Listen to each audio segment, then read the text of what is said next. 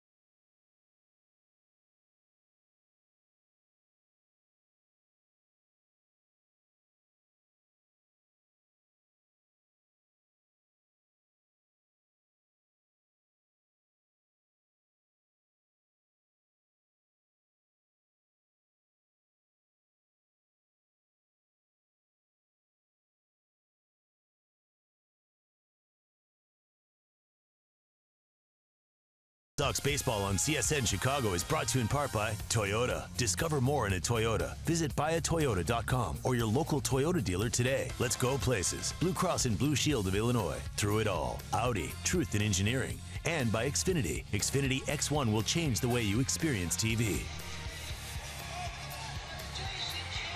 Welcome back to the O.co Coliseum in Oakland, California. It's another beautiful day. Not quite as warm as yesterday, but still very nice by Oakland standards, and the Sox will try to win 3 of 4 from the Oakland Athletics. Kendall Graveman stands in the way. Matt Latos getting his first start of the year, so for him this is going to be exciting. Brand new ball club getting a start in this, the 4th game of the season, and hopefully he can get the ball over the plate and do what he's done sometimes in the past, and that is pretty much overpowered the opposition. We'll see if the control is with him today.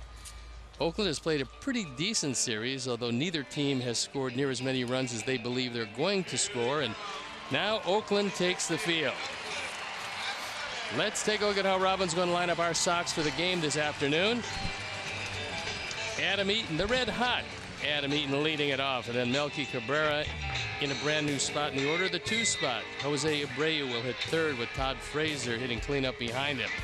Then it's Avisail Garcia who's playing the field for the first time. He's in right field today. J.B. Shuck getting a start.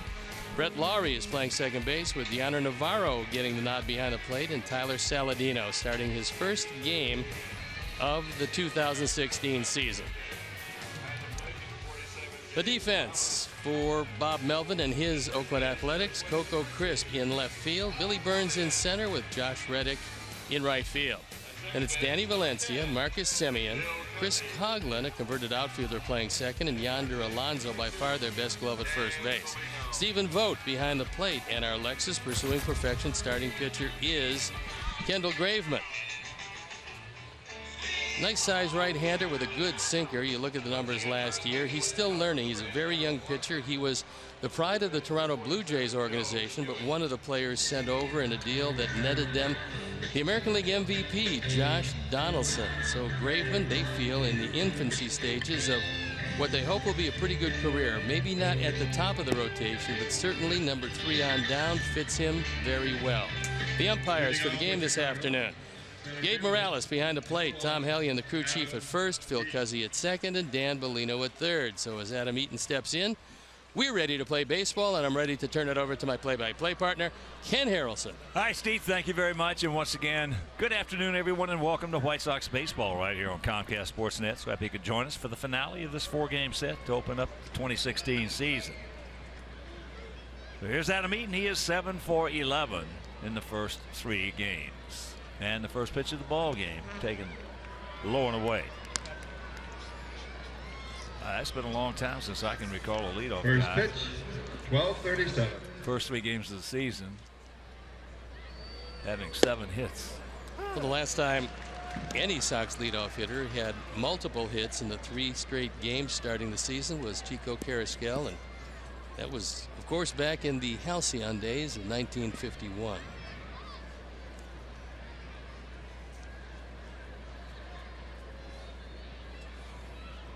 And the 1-1 pitch. Ball hit sharply.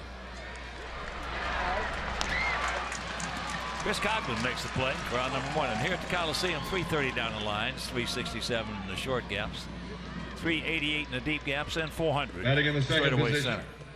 center. Graveman went to Mississippi State, played in the College World Series,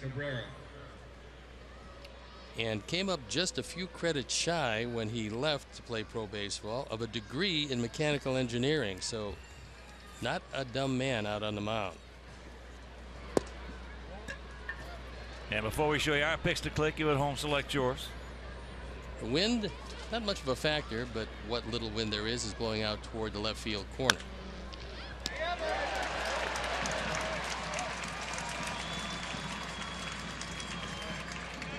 All right, with 2 out, let's check out our picks to click. DiMangio, our director of the crew, well, even with Brett Lowry. Steve's going with J.B. Shuck. And Mike Mazza. Kenny West, Pete Catazone, all the great folks in our ticket office back home. We're going to go with Diano Navarro. Also Roy Rivas and his crew. First pitch strike to Jose.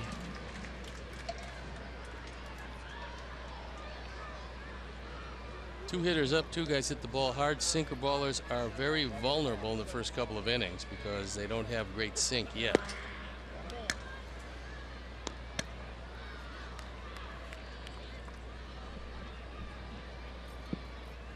Outfield slightly to the right.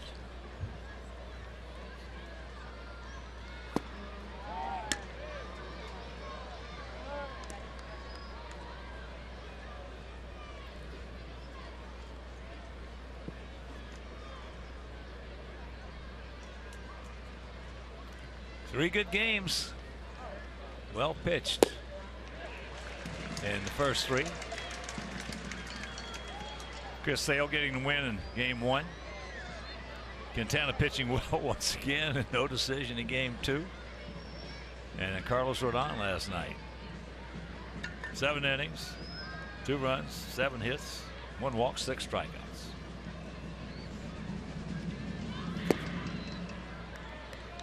And that's the first time since 1972 that we have started the season with 3 one-run ball games.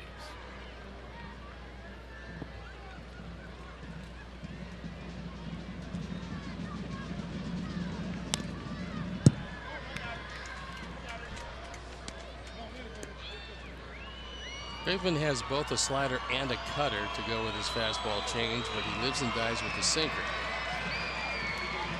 So if he's right, and we'll judge that as we move along, he's going to get a lot of ground balls.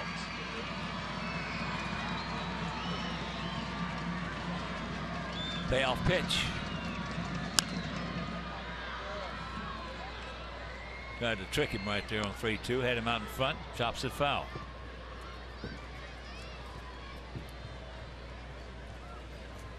I must say, in all the years, well, I've been coming here since they opened the place in '68. This is without question the best weather I've ever seen in Oakland. Well, last night was the warmest night either of us had ever seen this time of year, and today is just a gorgeous day. Yeah, I've never seen it that hot. Sounded like a broken bat. And the ball off the glove. Now Jose will make it into second base. Just an error in judgment more than anything by Simeon. Yeah, because he didn't realize that Jose got turned around in the batter's box when he broke his bat. This ball way inside. He doesn't get a good start. He's not that fast. So if you reach in the down 4th position, and put your body in front of this, you're going to be able to at least smother it and probably get the out at first base. Especially bending over like that, because you got no angle with your eyes on the ball at all. So that will be an error. First error of the year for Marcus Semien, who had a good game defensively last night. And here's Todd. Make him pay. Jacks it up, takes the ball. Yeah, that's more of an error of omission rather than commission because of the thinking. 27 errors before the break. He got much better afterward. But he had 8 more errors than anybody in baseball last year. Now he's still working out every day with Ron Washington. I saw them actually taking ground balls around the bullpen today, not at shortstop. He was working on his footwork. And I'm sure Wash will talk to him about that last play.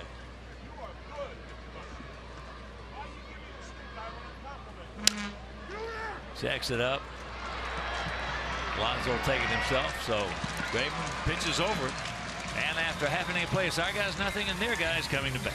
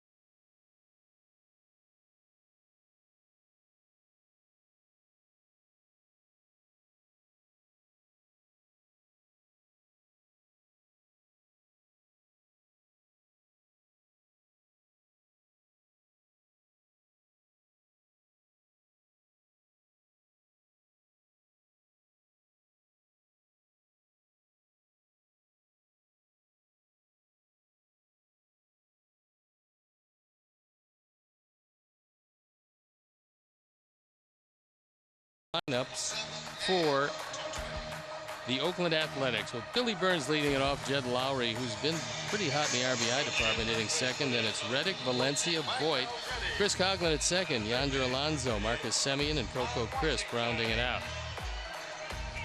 The defense and how they'll line up behind Matt Latos. It's Shuck, Eaton, and Garcia in the outfield, with Todd Frazier, Tyler Saladino, Brett Lawrie, and Jose Abreu in the infield. Deanna Navarro gets a nod behind the plate. And our Lexus pursuing perfection starting pitcher is Matt Latos. The key for him will be getting it over early.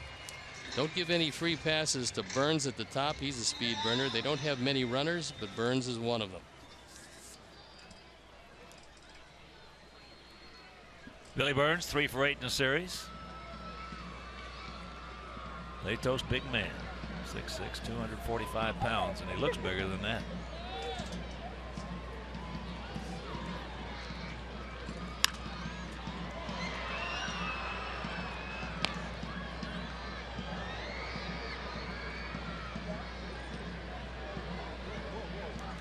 He's 28 years old, signed as a free agent back in early February.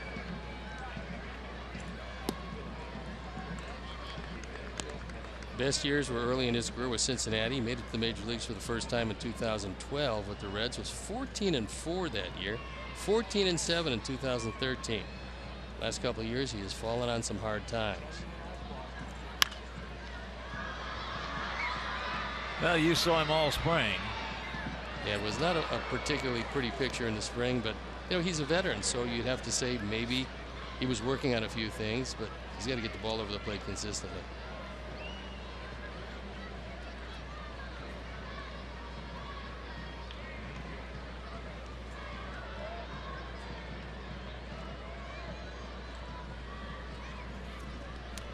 Here's the 1-2 pitch.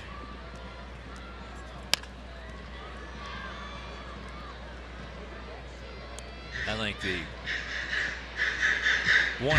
not the, but one of the difference in philosophies in today's game versus, say, 30, 40, 50 years ago. I know when I first broke into professional baseball in 1959, that's out in front. The only thing they told pitchers was first pitch strike, get right after them, first pitch strike. And most of the time, if you get beat in a hurry. Get it and throw it. Well, get it and throw it was one of the keys they used in Baltimore when I got there. It was the philosophy of Ray Miller, who was a good pitching coach. And Baltimore had some guys who could execute too. Well, he ran out to me. I was there. This was the second game I ever pitched for Baltimore, but I was a major league veteran. He ran out. I was wondering what he was doing out early. Nobody was on base. He said, "I got a message for you." I said, "From who?" He says, "From your infielders." I said, "What?" He said, "They're falling asleep. Throw the ball." Then he ran back to the dugout. So I got the message fairly early. Yeah, that was. I can remember screaming some pitchers. I mean, absolutely screaming. Ball 1, ball 2, strike 1, 3-1. Taking 6 fouls and then you're still just, in the at bat. Screaming at him. Got him. 1 out. Tyler in for Jimmy Rollins. Rollins with that 9th inning home run in game 2. And both of these guys had great springs. I mean, there was a lot of production. 9 home runs out of the shortstop position. Saladino showed some big improvement defensively. Jimmy Rollins is very steady defensively. This is going to be a good system with Rollins getting the majority of the play, but Saladino playing a lot. Well, our fans are going to enjoy this ball club a lot more than they have the last 2 years, because this ball club can catch the baseball. They showed that all spring and early in this series. Last 2 years, those 2 ball clubs could not catch the baseball. And if you can't catch it, you're going to lose. And we lost. Lowry 3 for 11 with 5 RBIs. Pops him up. 2 down. That was a good pitch. He got that one seemingly in on the fists of Lowry, who's had a very good series, and he couldn't do anything with it. So for the first 2 hitters, Matt is getting it and throwing it where he wants to throw it.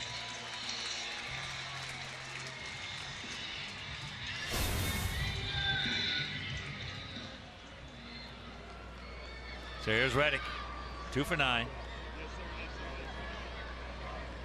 in the series, and he has faced Leto 7 times, has a couple of hits.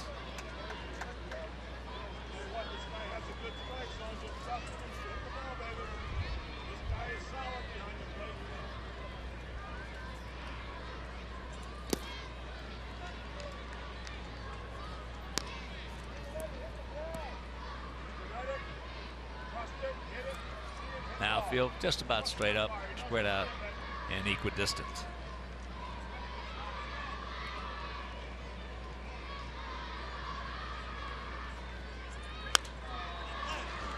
There he got a cookie and missed it. Josh Reddick has been somewhat of an overachiever in that he was drafted in the 17th round by Boston back in 2006. So here you see, despite all the foul territory, that one not playable. A rolling curveball. Shift is on. Backhand, plant the peg. Now we'll see if that one goes as a base hit or E5, as Frazier had to backhand it. The throw was up the line. Jose could not put the swipe tag on, and the inning stays alive. Batting in the 4th position, third baseman, number 26, Danny Valencia. E5. Goes E5.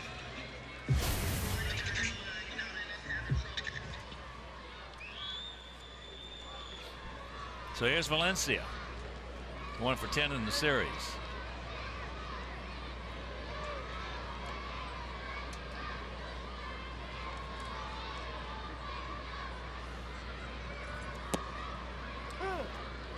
First pitch strike.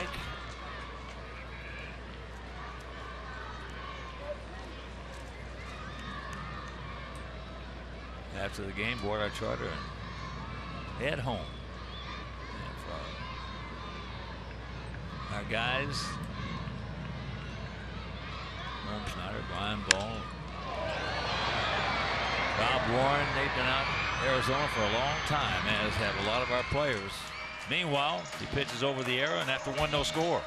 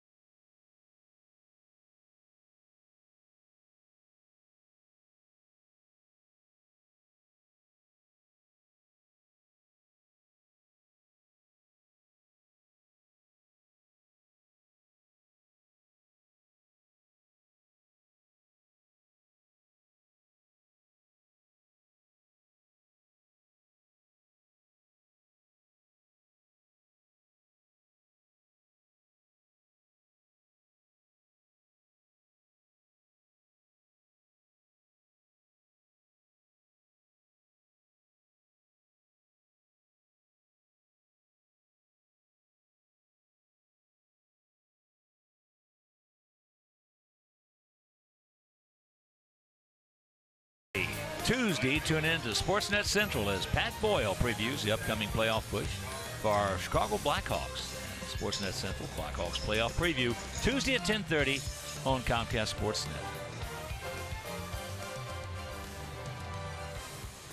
Garcia, Shuck, and Lowry Actually, this should be a pretty good matchup for Avi because Graveman, for the most part, is going to keep the ball down. Avi likes the ball down. We'll see if he gets a good shot at one. All I got to do is get one up in the air to left field. The ball will travel a lot more today than it does in the previous 3 night games.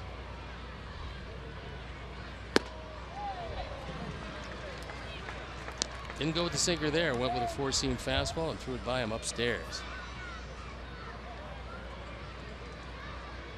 Avi 1 for 11 in the series. It's deep into center field. Now makes the adjustment right in front of the fence. Avi gave it a long run. Burns was able to make the play. He doesn't get the best routes on fly balls these days, but he's fast enough to make up for some of the mistakes. Coco Crisp, a much better center fielder as far as routes is concerned, but then again, he's an older player, much more experience.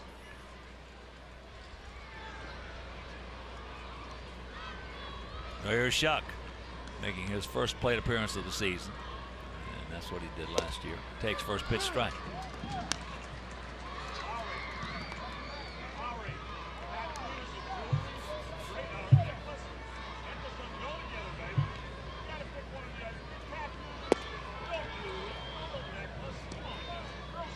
Yeah, for a lot of guys on our ball club, it's been a long time since they've been home. Hopefully they brought heavy jackets. Well, I think they will be prepared.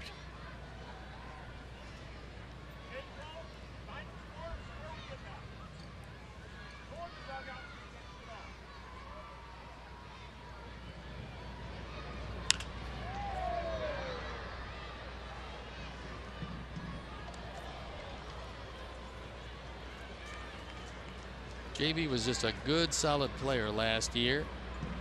Very versatile. Robin asked a lot of things of him. Come off the bench late, hit their best setup men and closers out of the pen, steal a base when need be, and he can play every defensive outfield position.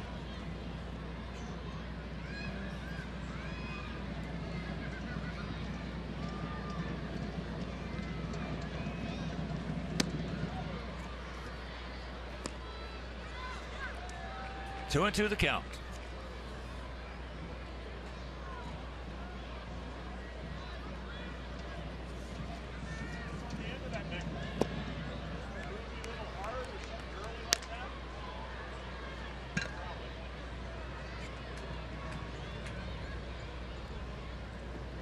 Former Oakland player Fred Lowry in the on-deck circle.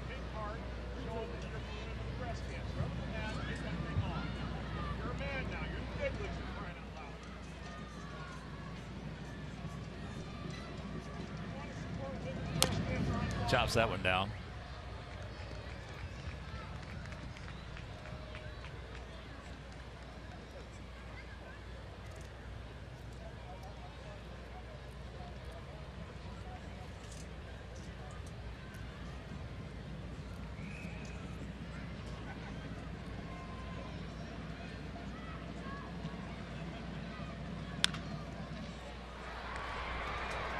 Coughlin going to take care of it.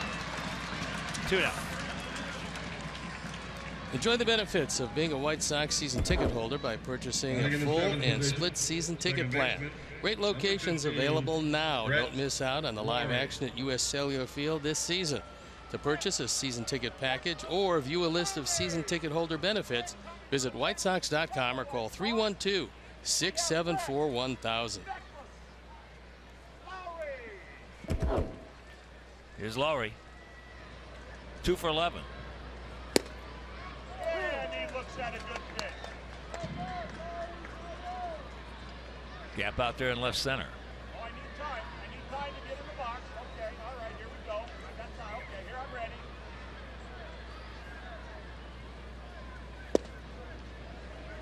I would have run that one on you, baby, just because you wear that necklace. Graveman grew up a big fan of John Smoltz. He would love to be able to have Smoltz's control with his slider. But that's maybe down the road somewhat. You have a baseball hero growing up? Anybody you idolized when you were a very young player? Yeah, I did. And he was a young player himself. For some reason, I just love the name, Mickey Mantle. You picked out a good one. They came to play an exhibition game in Savannah, and my mom let me miss school.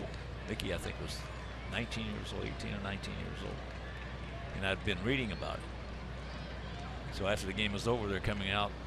They had a train. They were taking a train north, and they come out of the Grayson Stadium there in Savannah in their uniforms. Yes, he did. And that'll do it. That is a 1-2-3 inning for Graydon.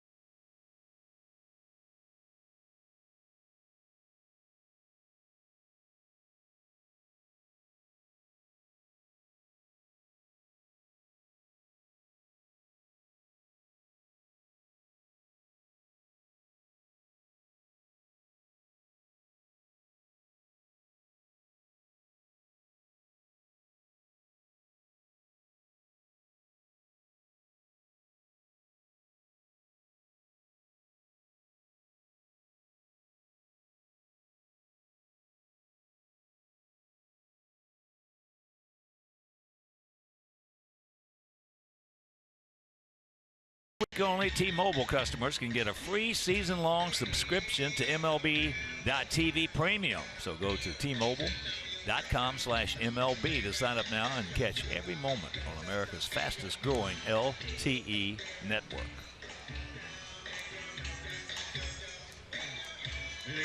Vogt, Coghlan, and Alonso. Vogt swung the bat pretty well last year, and left-handed catchers are very valuable these days. He had 18 home runs, and they're looking for more of the same this year out of him. The left-hander hitting in the middle of that lineup. Vogt 1 for 5 in the series. To finish off, my favorite player coming up, Mickey Mantle. They came out of the stadium in their uniforms, get on the buses to go to the train, and I went up to him and I said, Mickey, can I have your autograph? He looks at me and says, beat it, kid. Broke my heart. So much for the idolization. A few years later, when I got to the big leagues and got to know Mickey, we were playing golf, I wore him out about that. He said, no, I didn't do that. I said, yes, you did.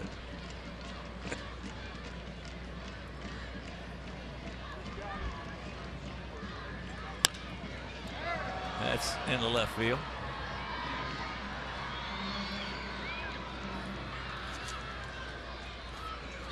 Sox fans, opening days tomorrow at 3:10 versus the Indians. All fans 21 and over will receive a 2016 White Sox magnetic schedule presented by Miller Lite, the original light Pilsner and official beer of your Chicago White Sox.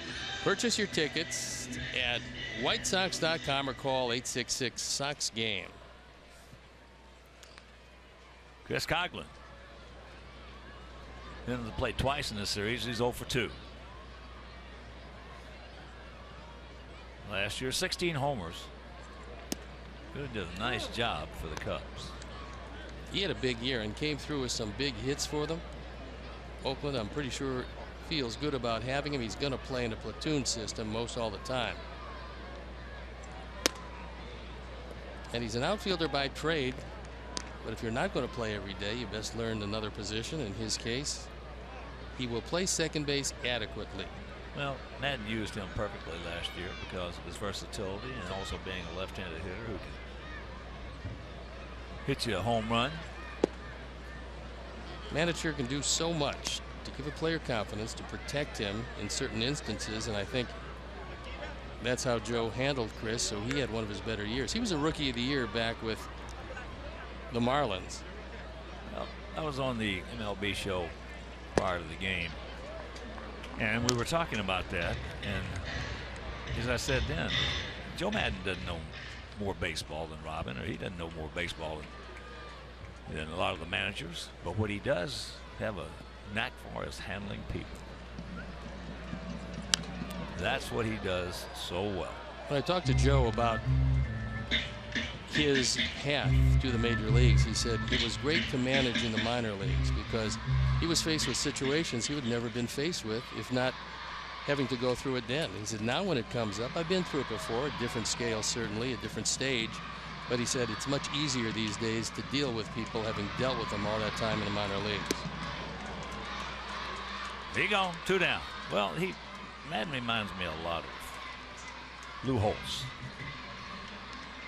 Lou Holtz handled people extremely well. Batting 7, first baseman. And he had some teams that did not have that much talent, but he got what they had in them out of them. And that's the mark of a good football coach or a good baseball manager. That's also what Bob Melvin does here in Oakland. Bob Melvin is one of the most underrated skippers in the game.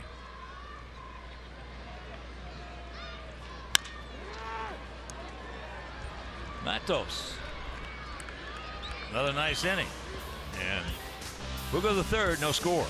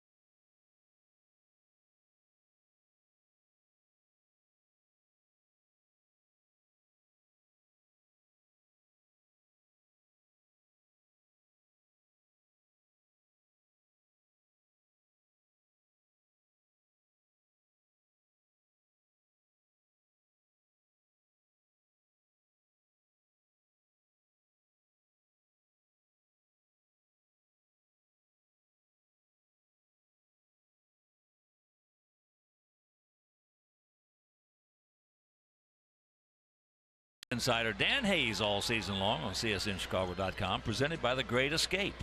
Pools, patio furniture, hot tubs, and more. Escape your everyday. Shop The Great Escape.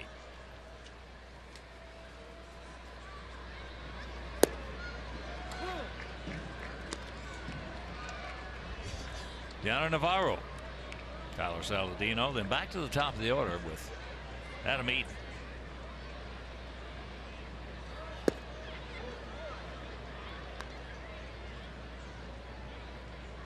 Yanner's been a very good hitter, giving you the versatility of being a switch hitter. He'll put the bat on the ball. That ball hit into left field. Coco got the jump, makes the catch. Out number 1.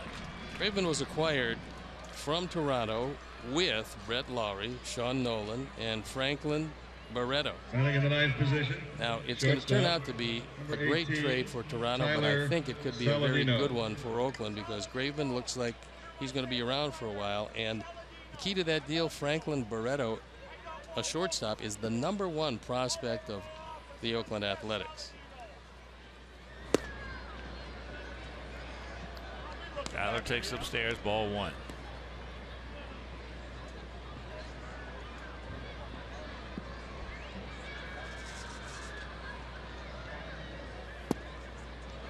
That evens the count. I'd like to send along birthday greetings to Christine O'Reilly. Just happens to be the queen of community relations for the White Sox. Does a great job. Celebrating one today. And there's a bullet. Happy birthday, our Zarina. She handles everything, does it smoothly, and Now always batting, with a smile on her number 1, face. Adam Eaton. I've known Christine O'Reilly a long time. And she's one of the most amazing women I've ever seen in my life. She never changes. She looks the same now as she did 34 years ago. Number 1, come on. That's a junior high school number. Quick throw to first is Graveman, who might not be as quick as Sonny Gray, but for a bigger man is fairly quick to first.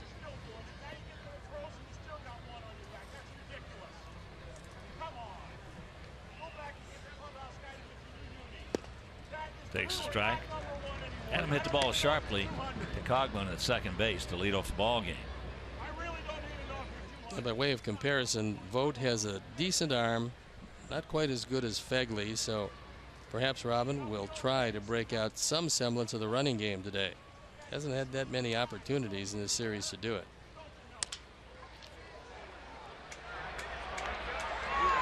Can't get him at first.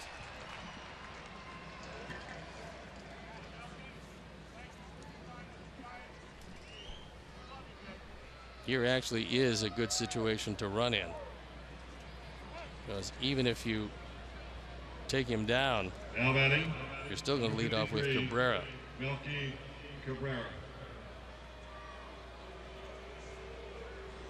Well, one thing you want to try to stay away from is leading off with Abreu.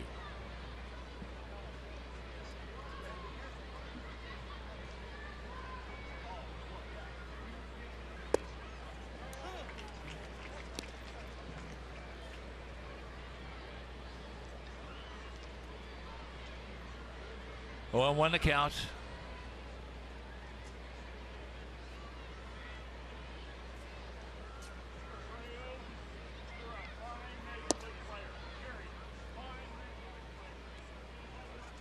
Now, for the most part, here's your pitch to run if you want to choose to. Very rarely will you see a 1-1 pitch out. Vogt looking over to see if Bob Melvin would like one of those. Melvin, a former catcher, but this is going to be away from Melky. Tried to backdoor him with that cutter, and it went around the plate.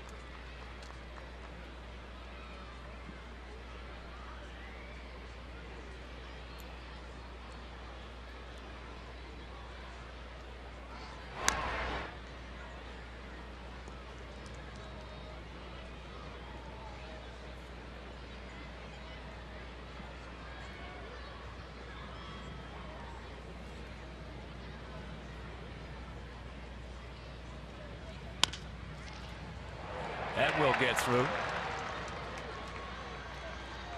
So Melky now 1 for 2. And with 2 out, 2 on.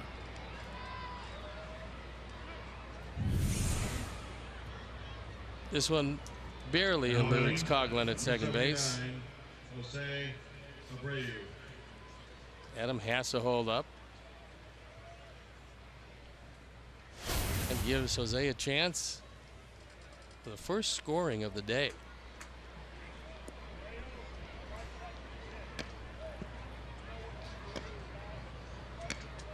Abreu reached on an arrow.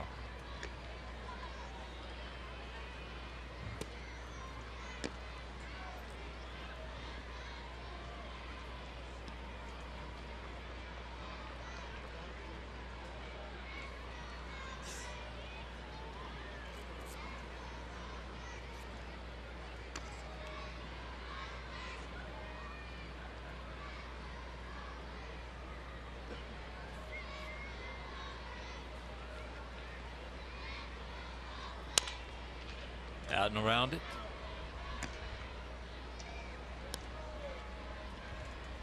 And the Sox, as I mentioned, coming home, start that series with the Cleveland Indians tomorrow. And that will be Johnny Danks against Cody Anderson. If you don't have tickets for that game, it'll be over Comcast Sportsnet.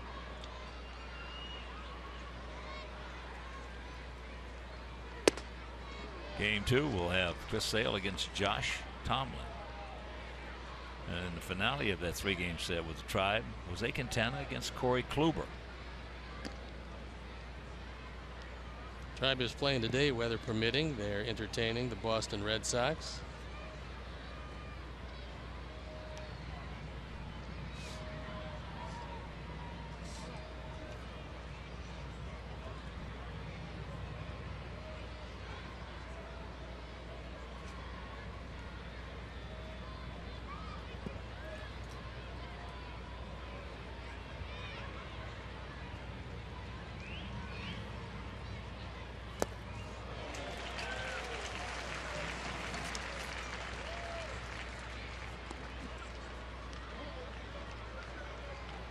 Two balls, two strikes. Not too anxious now, Jose. Not too anxious, buddy.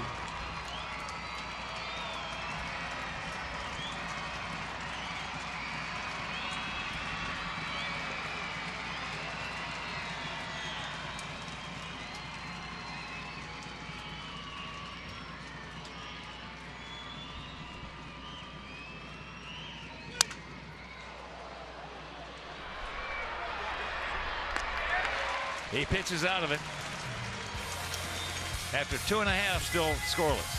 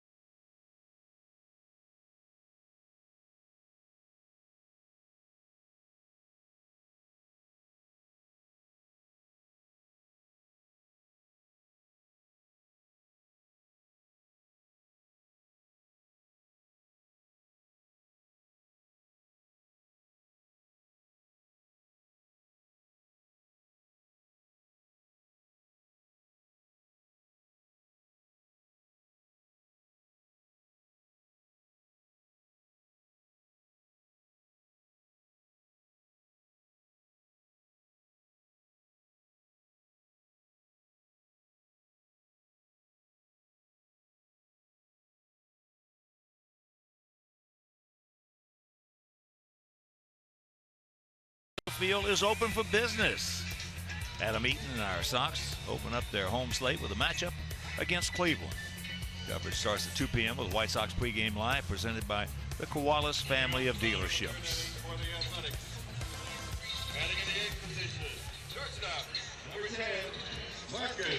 Marcus Semien will lead it off here in their half of the third inning. He'll be followed by Coco Crisp, then back to the top of the order with Billy Burns. No runs, 2 hits, 1 error for us. No runs, no hits, and 1 error for them.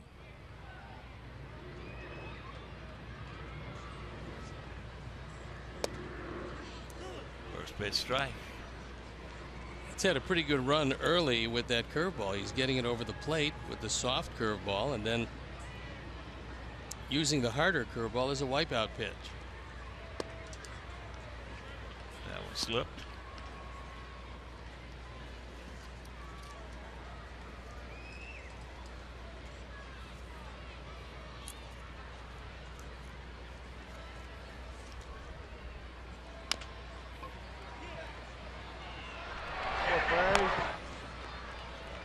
It makes the play. 1 down. That ball took a strange hop on him, and he didn't want it barehanded, but as long as he was there and this one took an abrupt left turn, he figured easiest way to do it. Strange hop off the grass, but able to make the play with plenty of time. So here's one of the fan favorites here in Oakland, Coco Crisp. Cavelli, 36 years old. He's 1 for 6 in this series. And he has the most seniority in that Oakland uniform, although injuries have really slowed him down the last few years.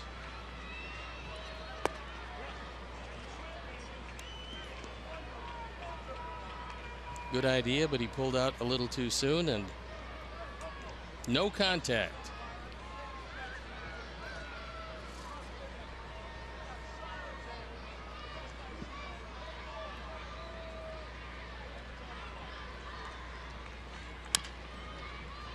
Big Sox fan in attendance this afternoon from Chicago. Now living out here in the Oakland area.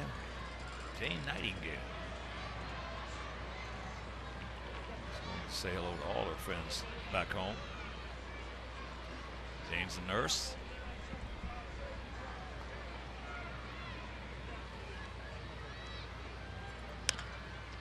That's tough foul.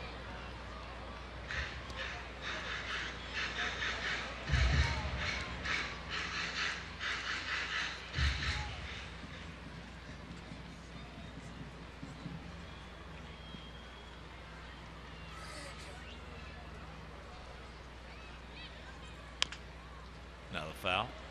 I guess that's very apropos. Being a nurse and having your last name Nightingale.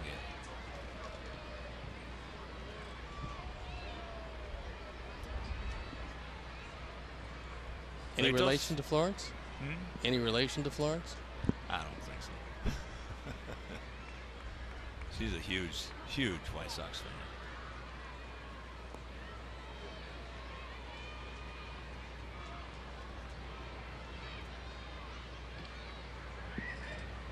Florence probably got a long list of relatives.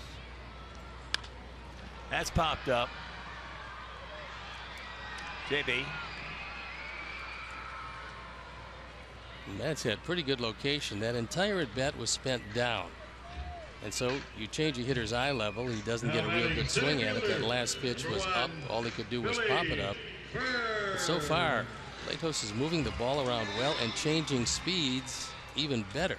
Well, I saw him a couple of times on my iPad from spring training, and you saw him a lot.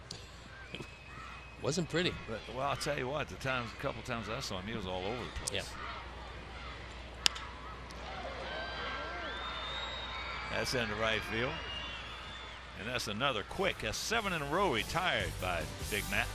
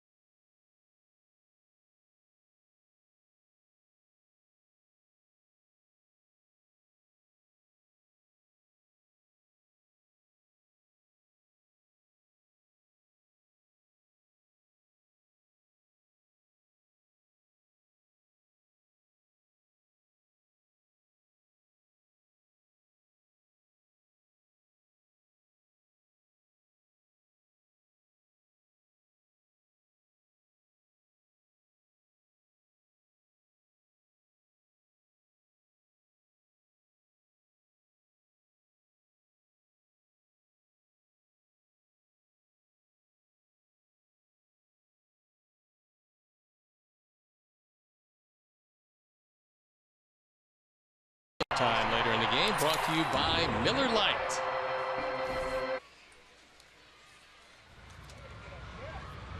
Todd Frazier, 0 for 1, grounded out to first base.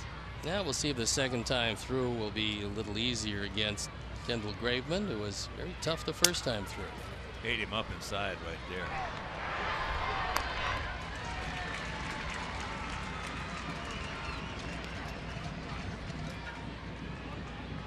That plane won't be quite as heavy going back because we in the first Now batting, 3 and third games have broken a lot of bats in this series. A lot of these Oakland pitchers loving to throw inside, and Graveman is one of those guys. He's got good movement. Not only sinks, but it moves into the right-hand hitters. That means the left side of the infield is going to have to be a little sharper than it's been. Last year they led the major leagues in errors. This spring they led the major leagues in errors.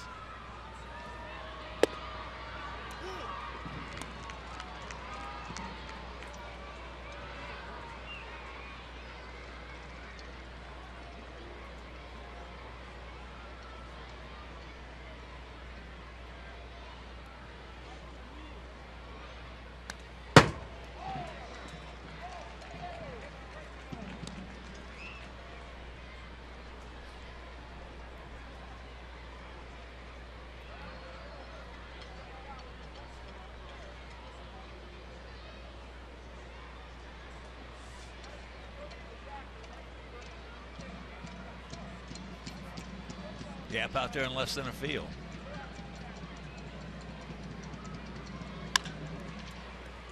That ball off of Valencia. It's probably going to be E5. We're just talking about the quality of defense on the left side when you've got a lot of pitchers throw inside to the right-hand hitters, and there was a play that Valencia probably should have made but didn't, and we'll have to wait.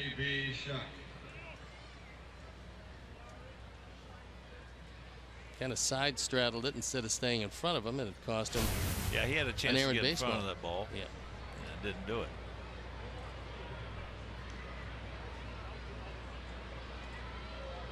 So here's Shuck. He grounded out to Coughlin.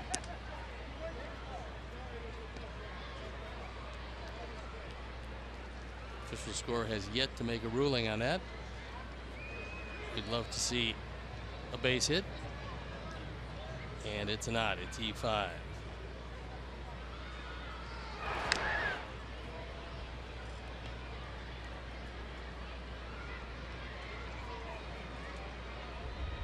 Most right-handed hitters do not like the ball from a right-handed pitcher coming in. Most. There are some who just love it. I can understand where that would be a problem. When Abreu is hitting well, he takes that inside pitch and hits it to right field with just about the best in this league or any other league. But more times than not, guy's going to get jammed trying to get the head of the bat out instead of, and you talk it with, leading with your hands. And hitting with short arms. That's something that's not talked about nearly enough. Show me a guy, especially a strong guy, who can hit with short arms. And I'll show you a very, very dangerous hitter.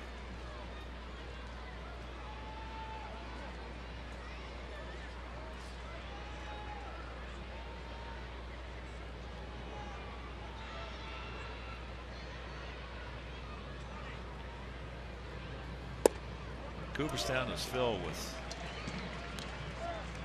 right-handed hitters who hit with short arms. Extension is one of the worst words you can have trying to teach somebody how to hit. The more you extend, the bigger the swing. The shorter the arms you hit with, the shorter the swing. Graveman with those quick feet.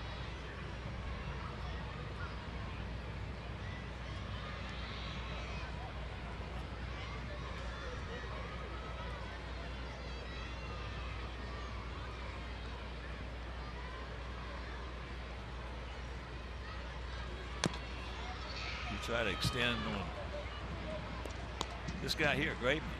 If you're a right-handed hitter, you try to extend on him with that two thing coming in on you, you're going to knock your fingernails off. Well, that's his side of preference. If he's going with the fastball, he would rather throw it into right-handers, away to left-handers. That's called arm side strong, where most of the pitchers feel most comfortable. You know, we talk about moving around in the box. Another area that's not discussed enough. That box is the hitters. That's his. He can go anywhere in that box he wants to go. He can move up in the box. He can move back in the box. He can move on top of the plate. He can move off the plate. He can, in essence, create his own strike zone. Against a guy like Graveman now, right-handed hitter, you might want to back off the plate just a little bit to take that two-seamer coming in on you away from him, and then make him beat you from the middle out, especially if he likes to pitch arm side. You just ate him up right there. He's breaking a lot of bats today. Now batting, number 15, Brett. Keeps that ball up and in, and nothing that JB can do with that except break his bat and get thrown out at first. But a runner in scoring position, and these are pitches that Graveman shouldn't have to throw, but just like the first inning when an error was made on Abreu, he made some extra pitches to Frazier. So here's Brett. Check swing strikeout. High pop up, and that's going to be on top of the dugout. But the great Ted Williams always said that. Ted says some days you're going to go to that plate, and that guy 60 feet 6 inches that you're facing out there is going to be better than you. And after your first or second at bat, if you see that, then you better make some adjustments up there. And if you can't, you're going to go 0 for 4. But at least make some adjustment to where you can be dangerous in your third and fourth at bat. Guys just moved around a whole lot more in yesteryear than they do today. No question. They're planted in the same spot and they don't move. Well, that was one of the keys when my first 5 years, when I was just dumbest hitter you ever want to see. And talking with Ted and Joe Cronin, the president of the American League at the time, he called me in his office and said, hey, you got to start moving around in that box. You stand in the same place against a hard throwing right-hander as you do a soft tossing left-hander. He said it doesn't even make sense. Well, these days, if you get a guy that has a preference for one side, or you know that he would just as soon go there, you might as well move back off the plate so he can't jam you. Exactly. You going? Why would you stand in the same place? All the guy with a two-seamer, you'll wear your knuckles out as he gets Laurie again. We go to the bottom of the fourth, still no score.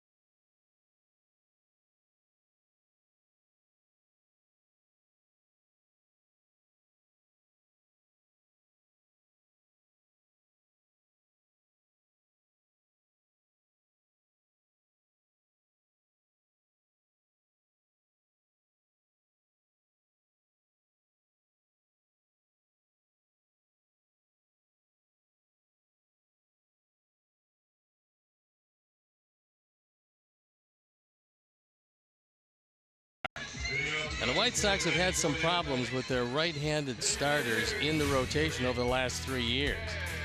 See, in 2013, 5 under with an ERA of close to 5. In 14, 12 under with an ERA up over 5, and last year 7 under with an ERA very close to 5. So if they can figure it out with at least one right-handed starter for the moment, things would look a whole lot better in that rotation. And Latos so far is moving the ball around, showing much better control than he showed all spring.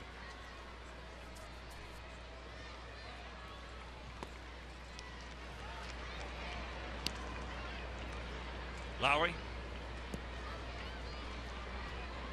Well, when you got a guy who, in my opinion, over the last 14, 15 years has been the MVP of this ball club. Because there you're looking at him right there. Don Cooper. When you get a guy like that, it makes it a lot easier for a general manager and a manager as that ball into left field to take a shot with some guys. Not that you're going to say that they're reclamation projects, but some that are close. Well, guys that were highly thought of, maybe had some success in the major leagues, might have been first-round draft picks someplace else. You can certainly take a shot, hand it to Don Cooper, and say, see what you can find from this guy. Maybe you can turn the light on, and it might never look back. Well, Coop can come to you and say, hey, how about Stone? Is Stone available? We can do something with that guy. As Reddick 0 for 1 reached on an error. But when you look at what Coop has done, the Sox,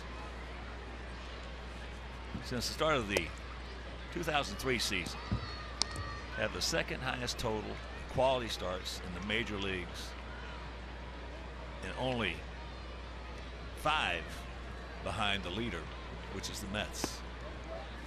Sox have 1,159 quality starts since the start of the 03 season. Mets have 1,164. That is worth its weight in gold to an organization.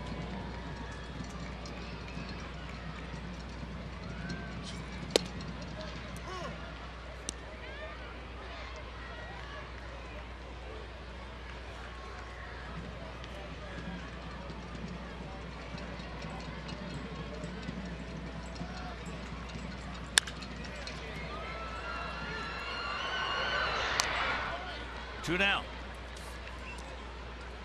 A White Sox group outing is the perfect way to entertain clients, promote teamwork, and boost morale. Your group can enjoy special reserve benefits when they reserve 20 or more seats. The larger your group, the larger your discount. So to purchase, visit whitesox.com/group.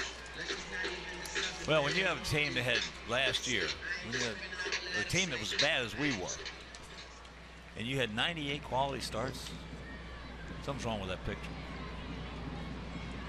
Well, especially when you consider a lot of pressure put on the pitchers by errors made. The errors really added up. Consequently, more pitches for the pitcher. Consequently, they usually leave earlier than they normally would. But the staff last year was not the problem. Well, you just touched on a point that's very, very seldom ever injected into a conversation in context with what we're talking about. Errors today are more magnified than they've ever been because of the pitch counts. And for them to have 98 quality starts with the poorest defense that we had the last couple of years, come on. Well, if you leave 2 innings earlier than you're supposed to leave because of the pitch count, that puts a lot of pressure on your bullpen, and over the course of a few months, it's going to wear them down. Watch out. Okay. That is 10 in a row retired by Latos.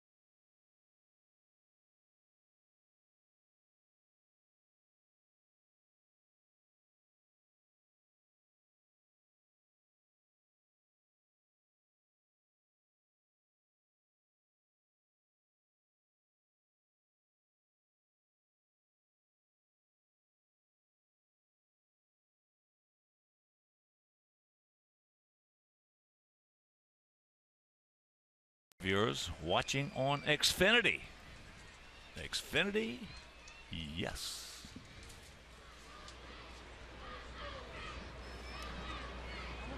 Top of the 5th inning in a scoreless ball game. Here's Deanna Navarro. Went out to left field.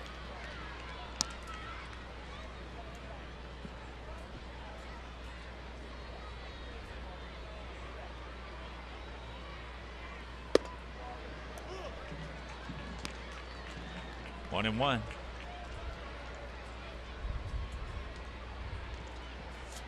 Someone is tossing in the Oakland bullpen, despite the fact that Graveman is rolling right along.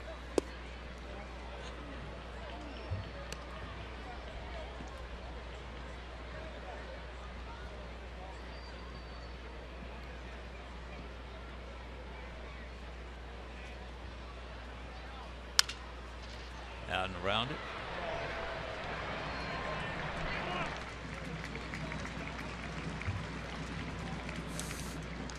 Sox fans celebrate a special birthday, anniversary, or even a business function in a Diamond Suite at a White Sox game.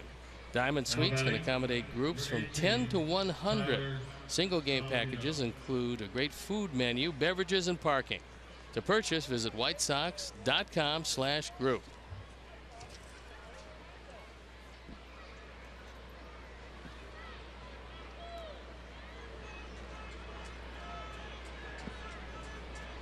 Here's Tyler. He has one of our 2 hits. The line shot into left field for a single. Not through the 5th, and Graveman has thrown 10 ground balls already, which is a testament to his sinker. He's just 25 years old.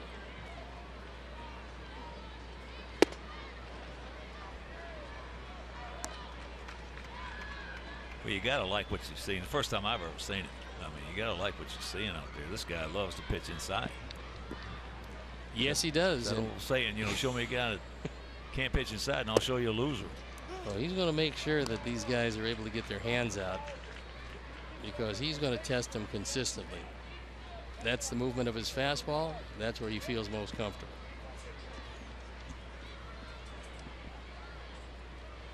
And that saying that I just recited came from one of the greatest pitchers with some of the greatest stuff in the history of baseball, and that was Sandy Koufax. And with his stuff, you'd think that he didn't have to just pitch inside, that he'd just throw strikes. He said, show me a pitcher can't pitch inside and I'll show you a loser.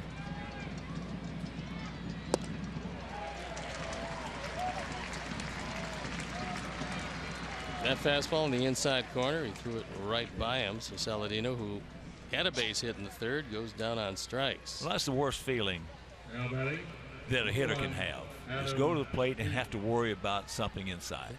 That's the worst feeling he can have. So if that, the best feeling is when he can go to the plate, not have to worry about anything inside and look for the ball out there. Now, if that's the best feeling, you got to take it away from him if you're a pitcher. Now, knowing that very few guys have good enough stuff to get you out in the strike zone, you have to figure they're going to try to get ahead and then nibble with the rest of their pitches, because to get guys out in the strike zone, you have to be overwhelming. Steve, you just hit it right on the head, buddy. Right on the head.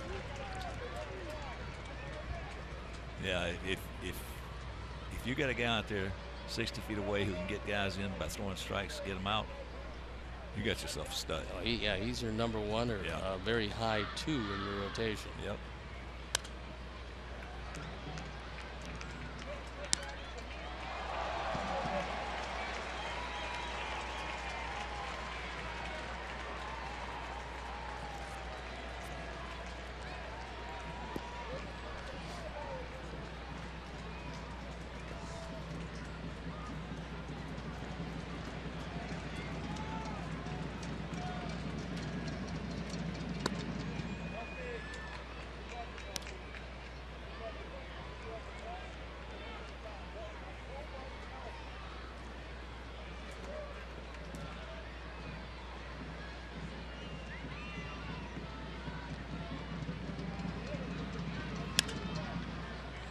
That's going foul.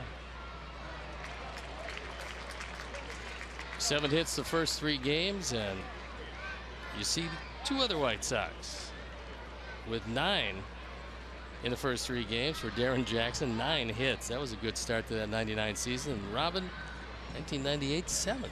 Well, I've seen all of those, but in '99. Now, as he gets in, we'll continue with that when we return. We're halfway home, still no score.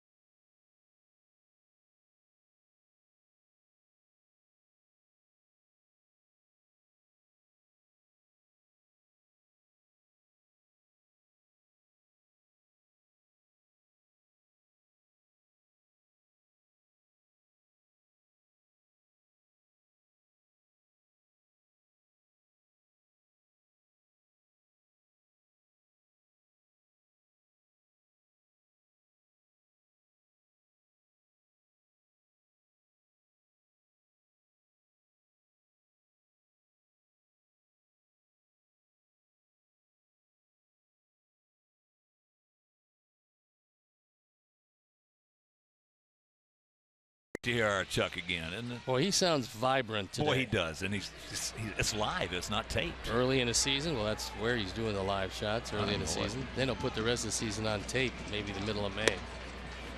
So here's Vogt. Went out to left field. Yeah, but there was something very interesting that happened in that series. That series where DJ had 9 hits in the first 3 games. That was against Seattle. And I'm having Chris Canfield check the box score for the 4th game. Because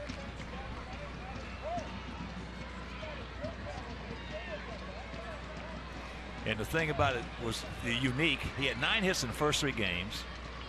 Then we play Kansas City, and he's not in the lineup. Well, they wanted to make sure that the bat was going to stay high. I could not believe it. Nobody on the club could believe it. He every time he swung the bat, he's hitting a bullet someplace. 9 hits in 3 games, and they take him out of the lineup. Now, that's real good. Yeah.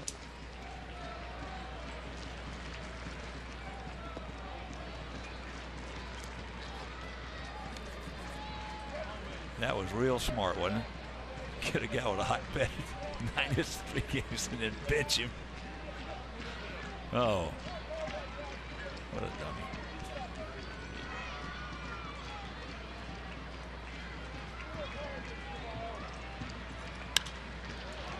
That's into left field.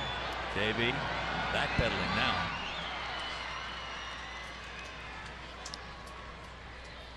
Vogt's pretty strong. Fortunately, that ball stayed in the park. Second time he has lifted a fly ball at JB Shuck. Now batting second baseman, number 3, Chris Coughlin.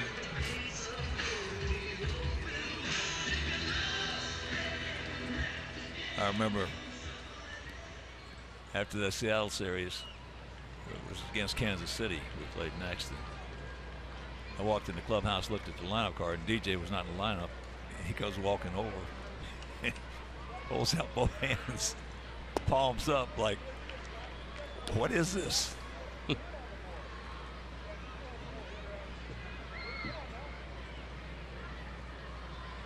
No signs of a bunt from Coughlin, but occasionally he will do that. Oh, what a second half he had for the Cubs. Some big hits. Last year they had a whole lot of their players have great second halves. Well, 97 wins. And they're going to win more than that this year. That's why we got to get better. As I said, if you think Reinsdorf is going to play second fiddle to the Cubs, you've got another thing coming.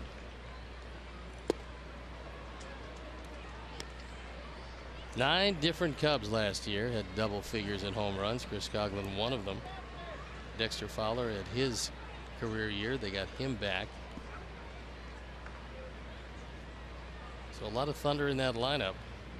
And this year they believe that the pitching staff is going to be pretty tough.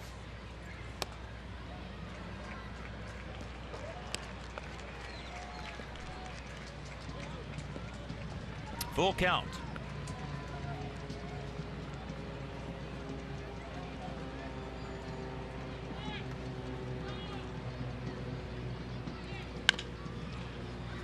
Yanks that one foul.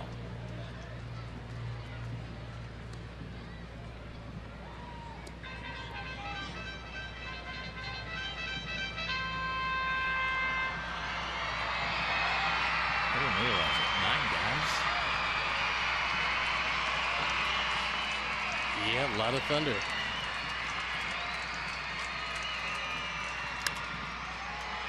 That's high into left field. JB's giving. He's got room. Lost it. Fortunately, that one drifted into foul territory, but the wind is really difficult here. Talking with a lot of the A's players, they say that it's not uncommon for the flags to be blowing in different directions. As that ball settled back, JB never saw it. Well, we don't have the high sky today because of the clouds up there. But when there is no clouds and you get a high sky, this is the toughest outfield in the day to play in the American League. When we started this game, the flags in left field were blowing toward the left field corner. The flags in right field were blowing toward the right field corner, which seemingly is contradictory.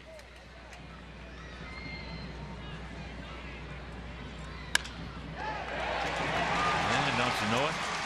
You can cancel a post-game show.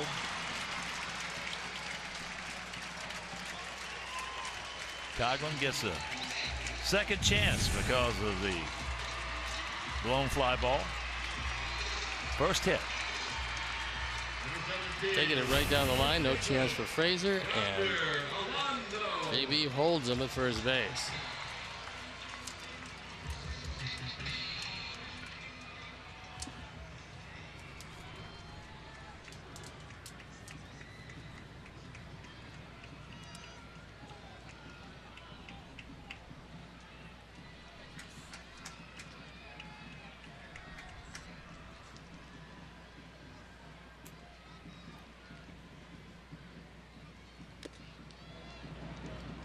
Yonder can't get it.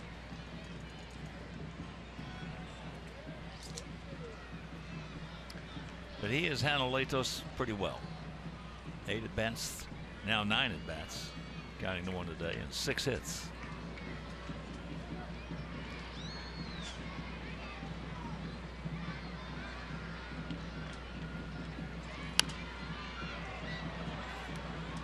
A little upset with himself right there, even though he's not a bad high ball hitter for a left-handed hitter. That's an area that left-handed hitters have changed it around a little bit. Most of them used to be dead low ball hitters. Now they've got a lot of them that can hit high fastballs.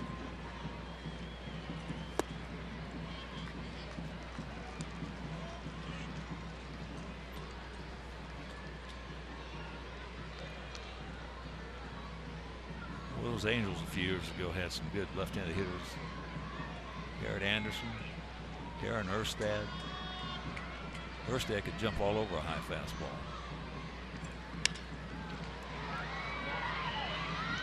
That's into center field. 2 down.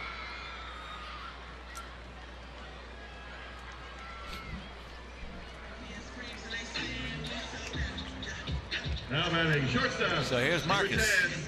Marcus Semien. He's 0 for 1, grounded down to Frazier.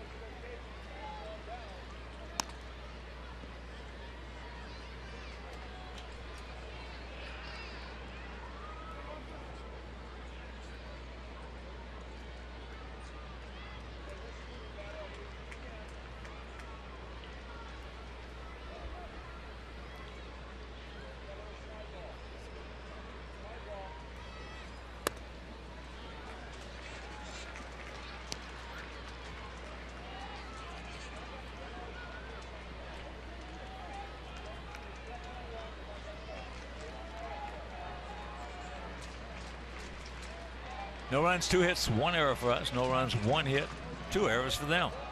If you're just tuning in.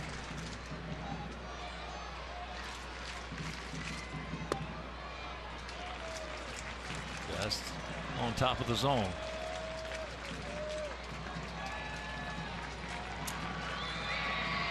If this is the first game in this series that you're seeing, we have had up to now just a terrific umpired series.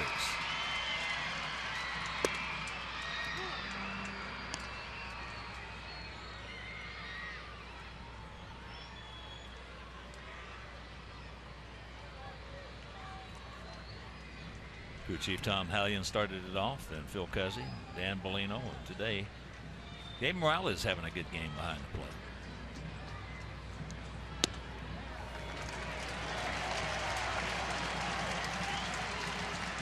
First walk. See the White Sox take on the Texas Rangers on Friday, April 22nd at 7:10. The first 20,000 fans in attendance will receive a White Sox tote bag presented by the MLB Network. You can stay after the game for a post-game fireworks show presented by the aforementioned MLB Network. Purchase your tickets today by visiting whitesox.com or calling 866-SOX-GAME.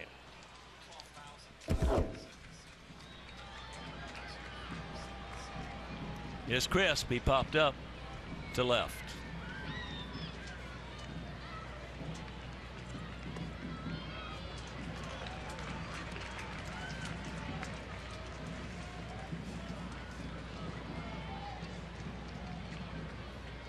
Up until that drop foul ball, he had retired 11 in a row.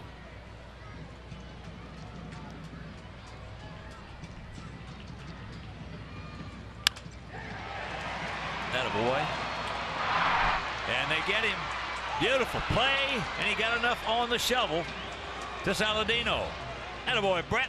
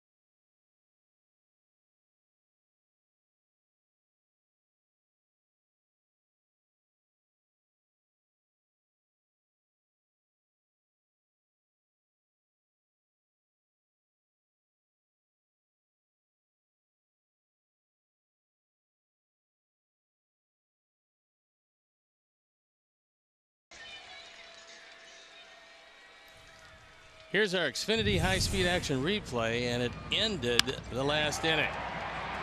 Great stop, Brett Lowry on the shovel flip, and it's out of the inning with no damage in this 0-0 game. Fine defense. That was a beautiful play by Brett. First of all, to get to it and then get enough on the shovel to Saladino. Melky 1 for 2.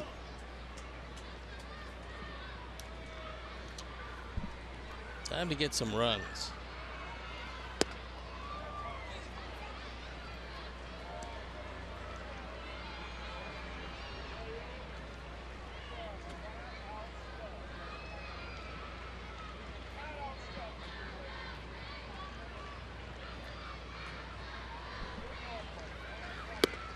Attaboy.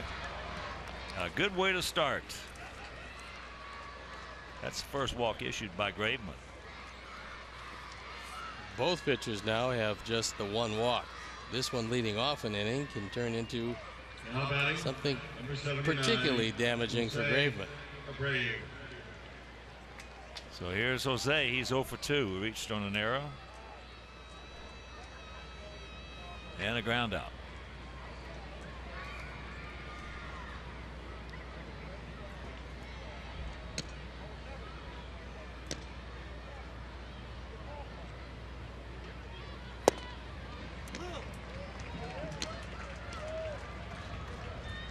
A's bullpen for the first time warming up in earnest.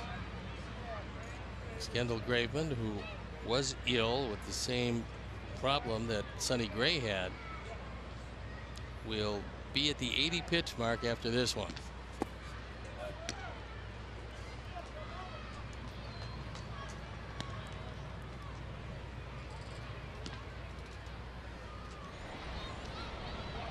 Fernando Rodriguez, a hard throwing right-hander, loosening up in the pen.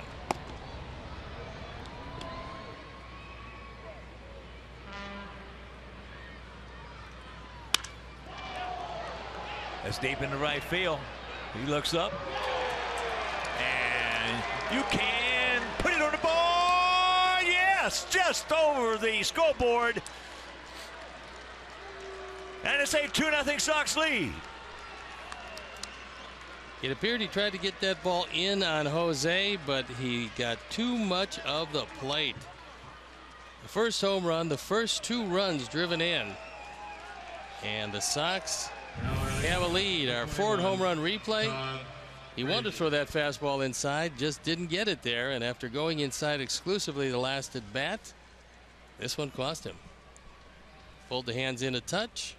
Short arms. He got plenty. Well, you mentioned it earlier about how he could take that inside two-seamer from Graveman and hit it hard to right field. That's exactly what he did. This time hit it real hard, so the walk is costly.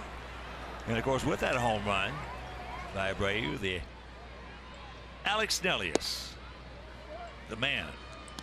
Another great donation to White Sox charities in loving memory of Ursula. I think Alex saved some money last year, but I think it's going to be more than made up for this year. Yeah. Out and around that one. Boy, those leadoff walks will get you in a whole bunch of trouble.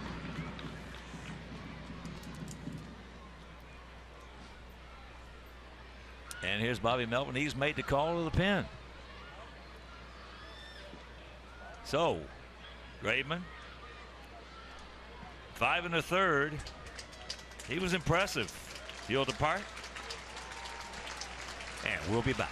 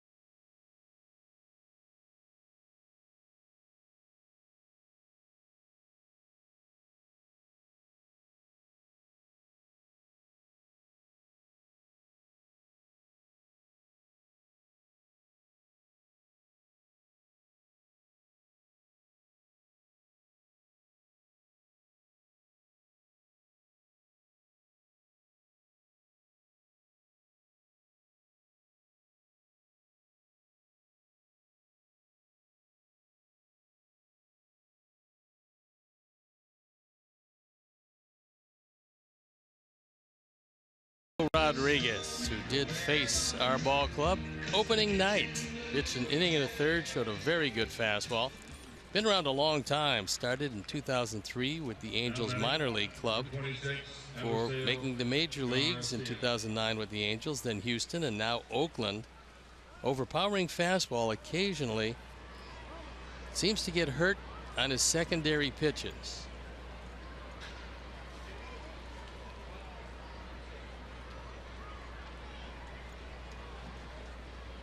Here's Avi.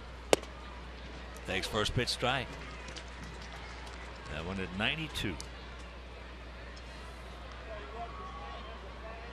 He missed the entire 2013 season with Tommy John surgery at the end of March.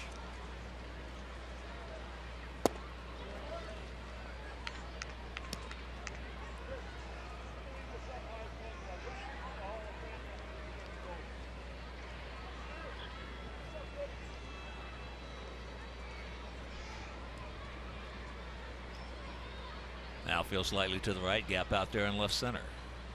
As the kick.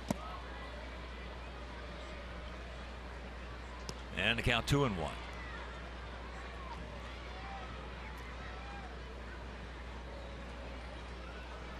For Kendall Graveman, he went 5 1/3, gave up a couple of runs both this inning on 3 hits, just 1 walk and 4 strikeouts, and all in all, for your number 4 starter, that was a pretty good performance.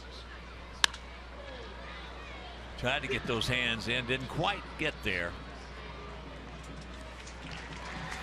And he's hot at himself. 2 down. Join us for opening weekend at U.S. Cellular Field. The first 20,000 fans on Saturday, April 9th will receive a White Sox winter hat presented by Comcast Sportsnet. It's a handsome hat. Visit whitesox.com to purchase your tickets today. We're going to probably need those. Well, that hat looked good on Mike Spadali. How about Bobby Bertucci? You think he could pull off that look? Good call. I don't think I've ever seen him with a hat on. Have you? No. You kidding? The Bertucci boys.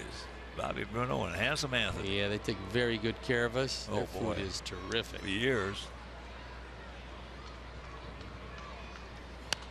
Shuck twice has gone out to Chris Coughlin at second base.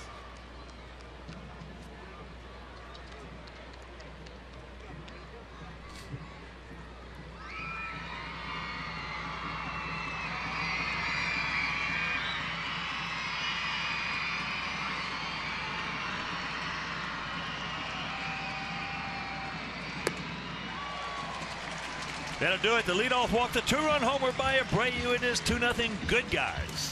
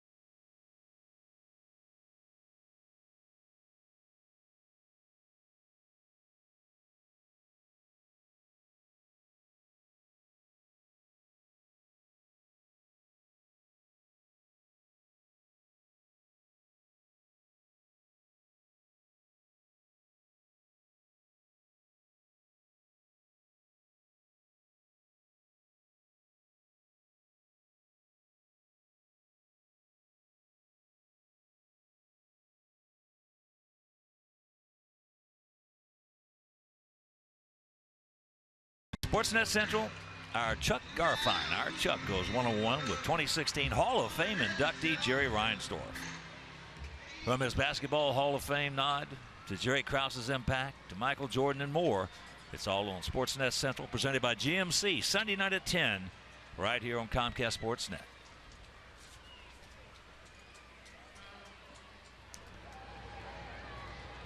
Billy Burns, the leadoff hitter. Takes first pitch strike.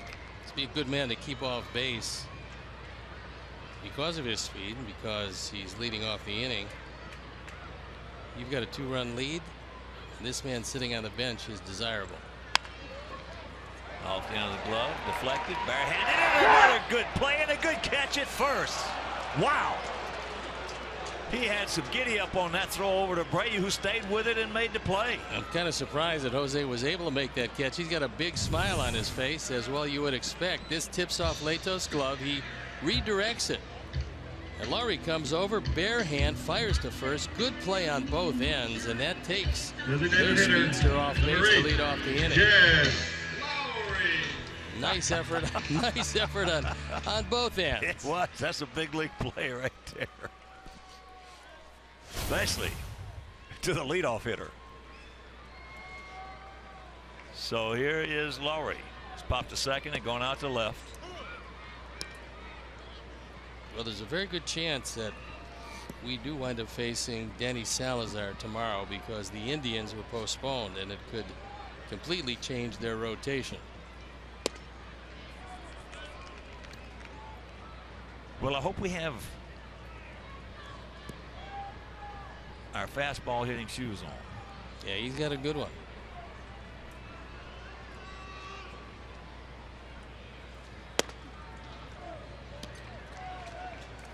Close, didn't get it.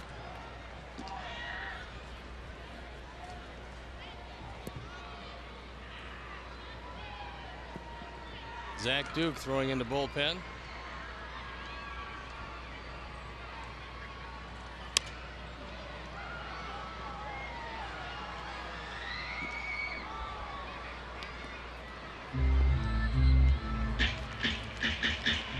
Zach was throwing last night in the pen, but didn't get into the action. He did appear in the first 2 games of the series. Well, if you're just joining us and this is the first game you've seen in this series, we won the opener 4-3, then we won game 2 5-4 with that home run by Jimmy Rollins in the top of the 9th inning of Sean Doolittle. And then we lost as Carlos Rodon. Last night was just awesome. And we lost that ball game 2-1. Yeah, that was a game where you had a few opportunities, not many. Sonny Gray was very good. It's a game that you just lost. You didn't beat yourself, and you know you played decent baseball. game, right? That's it. But that one didn't feel too bad. No, you never like to lose a close ball game, but down deep underneath that didn't bother the guys. No, just that's baseball. keep playing like that, and things will work out pretty well.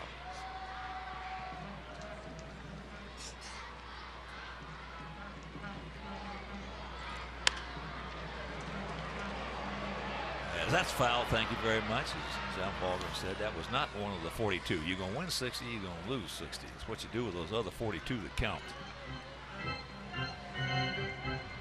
Yeah, talking with Robin after the game, he wasn't disappointed. No. Nope. How can you be with the effort that Rodon gave him? Actually, 3 very strong pitching performances, and this being the 4th because Letos has been very impressive this afternoon. I don't believe it.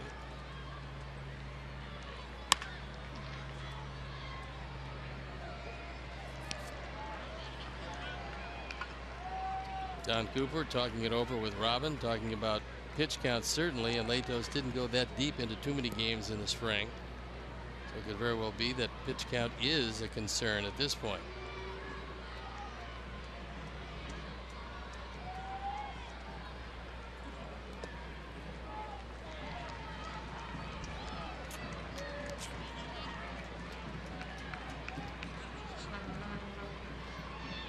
Pitch number 82 on the way.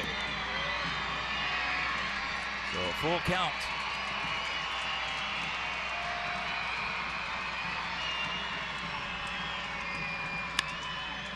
That ball hit high and deep in the right center field.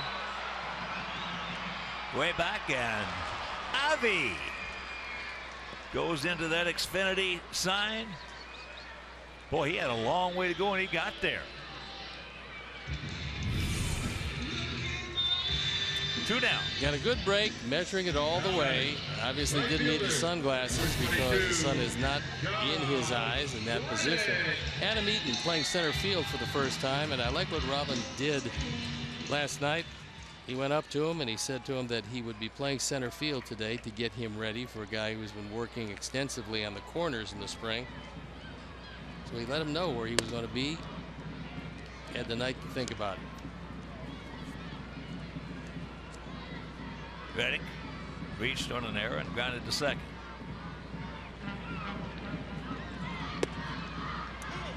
Takes it up. 1-1.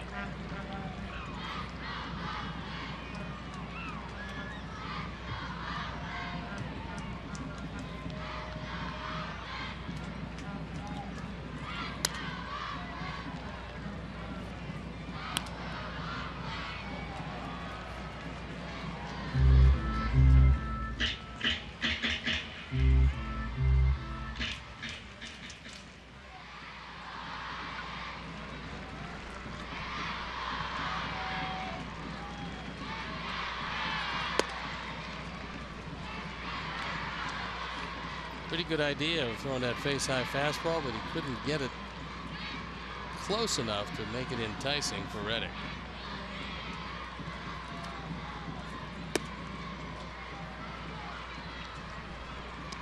Full count.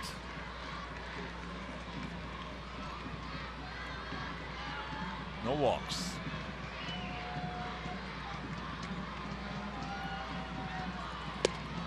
He gone. Another 1-2-3 inning for Matt Latos, and he leads it 2-0.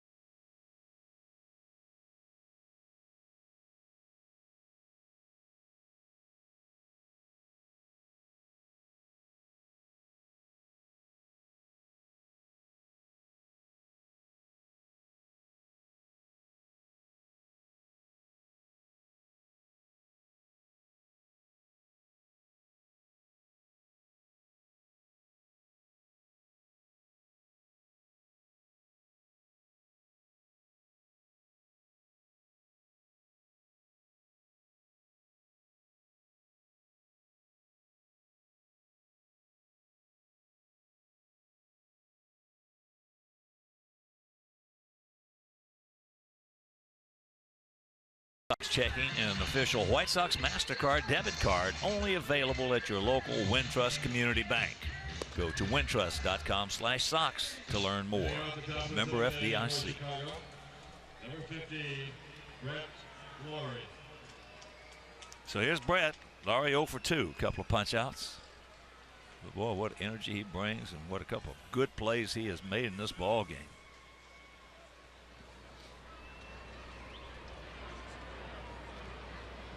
It's especially impressive for a guy who spent most of his time at third base, trying to make the conversion and making it pretty smoothly. Well, you heard me in the past when he was with Toronto and then last year with Oakland. I just love to watch this guy play. Boy, he just brings it to you every day, each and every day.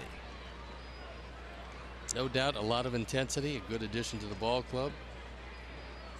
The locker room just a completely different place these days. Little soft pop up.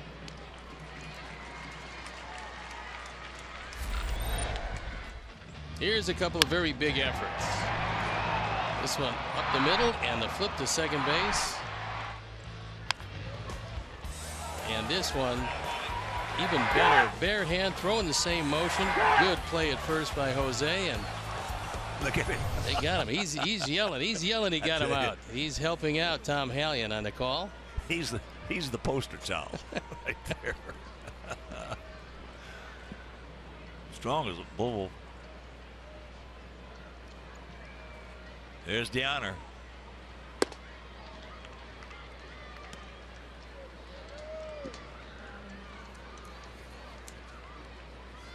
Very seldom, if you think about it, Stoney, you very seldom see guys that strong with that much energy. Well, you see a lot of little guys with that kind of energy. Energy and intensity are something he's always had. I mean, since the day he stepped into the major leagues, that has always been one of his trademarks. Well, our home cameraman, Pete Delonzo, former hockey player, that's what he's got, that kind of energy too, you know. I can tell the way he's been eating his salad between innings. Tremendous amount of intensity. But Brett's a hockey player playing baseball. Yeah. Pete, of course, a cameraman playing hockey. He's also wearing a knee brace. And he's got the bad knees to show for it.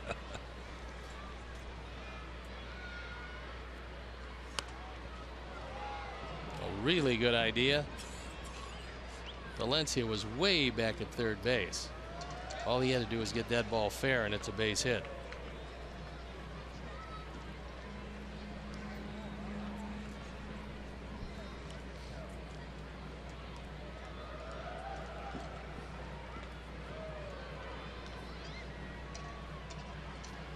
Mark Zubczynski loosening up in the bullpen for Oakland. I'm just trying to imagine how it would be to watch Brett Lawrie playing hockey. He'd look like the roadrunner out there on that ice. I'm sure he spent a lot of time being a Canadian doing just that.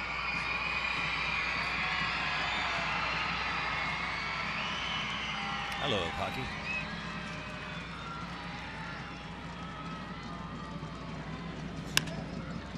That's popped up left side. Could be trouble. Yep. Difficult play, and Danny Valencia gave it the good effort, but an over-the-shoulder catch and that long a run with as much foul territory as they have here turns into another life for the honor.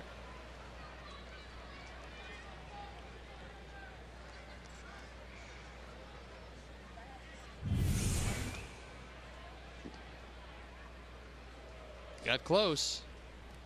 It'll go as no play.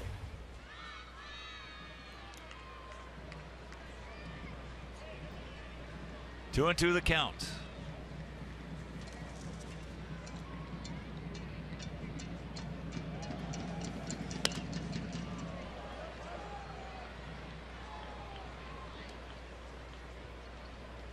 Because of his motion, Rodriguez's fastball appears to the hitter to be much faster than it is. We're getting him at 92. Like Sonny Gray yesterday, guys aren't reacting to the fastball well, and usually 92 is not an overwhelming fastball.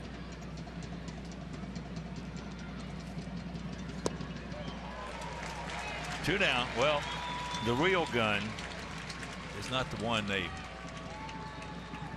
used to measure his fastball. The real gun with the eyes of the hitter. I mean, Gray yesterday was 91 to 93 on the fastball, and yet the reaction of the hitters showed you that they just weren't picking it up quickly. Well, we used to, that was part of our, you know, when we faced a guy in my time zone, when we faced a guy that we hadn't seen before, and he would come back to the dugout, I'd walk over and say it was you. I'd say, Stoney, give me somebody. And he would say one of two things. He'd either give me a pitcher that we had faced before who was similar, or he would say, Hawk, he's 6 inches quicker than he looks. Yeah. Or Hawk, he's a foot quicker than he looks.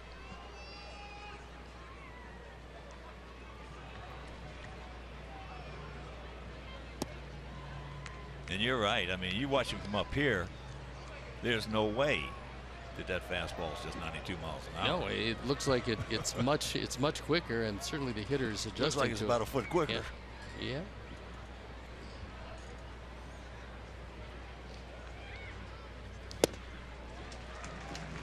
Now that 194, that had a little giddy up on it, and if Saladino keeps it alive, we are undoubtedly going to see Zipchinski facing Adam Eaton, who's due up next.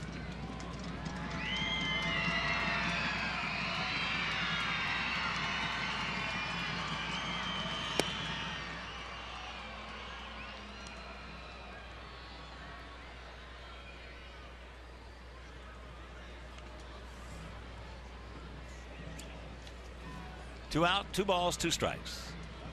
2-0 good guys.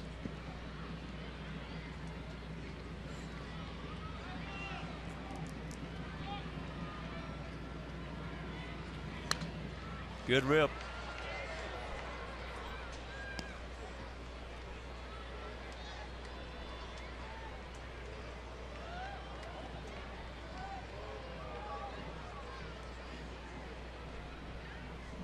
That young man at the plate right now is going to be in the big leagues for a long time. Well, you would think so, because he's a smart player. He can play anywhere, and he's a bit stronger than he appears. Sharply hit. And that'll do it. 7th inning stretch. It's a 2-0 Sox lead.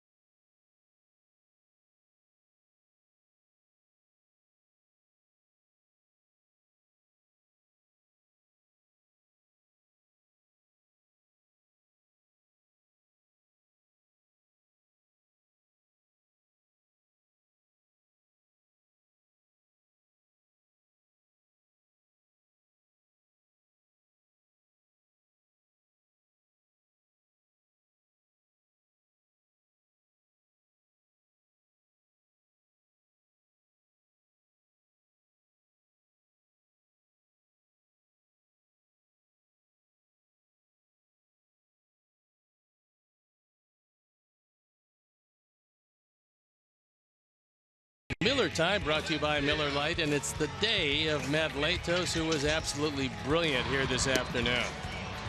He went 6. He gave up just 1 hit, walked 1, fanned 2, got everything over the plate, changed speeds, did just about everything you'd want him to do. And he left to just 9 outs to cover for the bullpen. And very easily could have been no hits. Yes, it could have. So here's Valencia.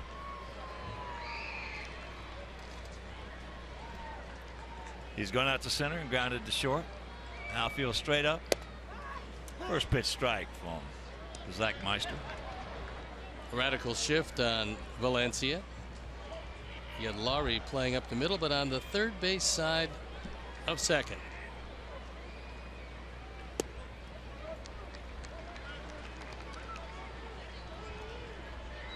Zach's been a busy man. That's what he did on Tuesday. He also came in for one hitter, so this is his third appearance. Well, the biggest reason that Valencia is in the big leagues is because he's had that ability to hit left-handed pitching. 320 career coming into this year against the left-handers, and last year he did a pretty good job against the right-handers, earning him an everyday spot at third.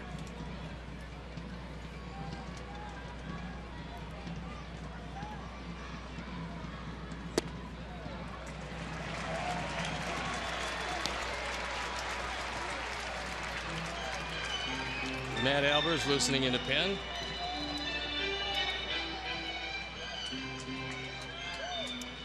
So here comes Vogt. Now batting, the catcher. Vogt, the catcher. Number 21, Steven.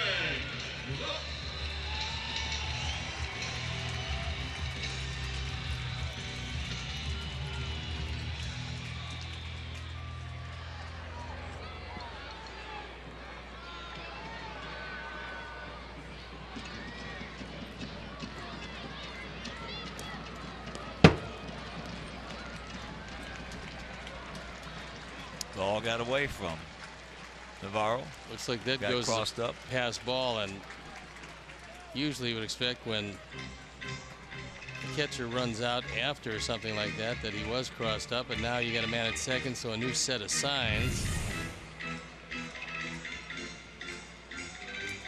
Yeah, that sinker just dove out of the zone and by Navarro.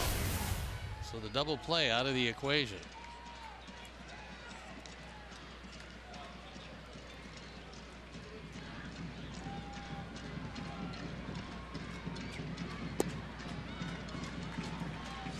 One and one to count. For the moment, they ruled that a wild pitch. The ball never hit the dirt, so we'll have to wait and see.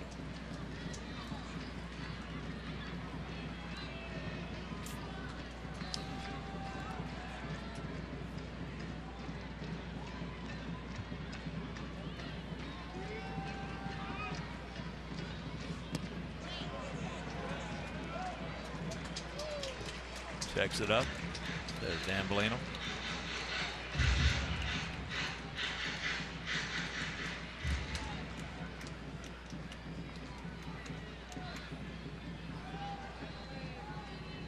Two balls and a strike.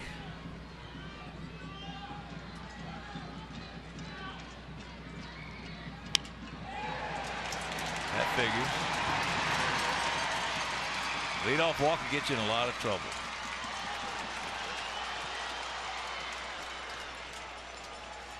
Leadoff walks will get you in a whole bunch of trouble.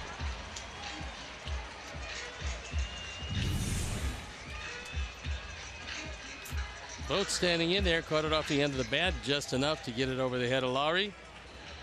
And the throw gets away, but fortunately, Boat doesn't run awfully well. Otherwise, he's standing at second base, and it's a completely different inning. Oh, man.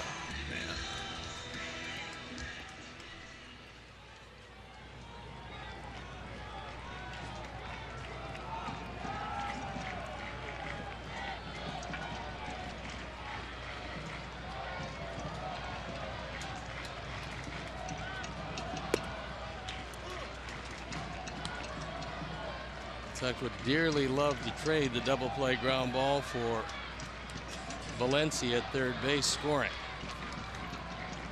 Coghlan has struck out, and then he picked up that single. Only hit off Latos back in the fifth inning. That off his foot. Meanwhile, the count 0-2.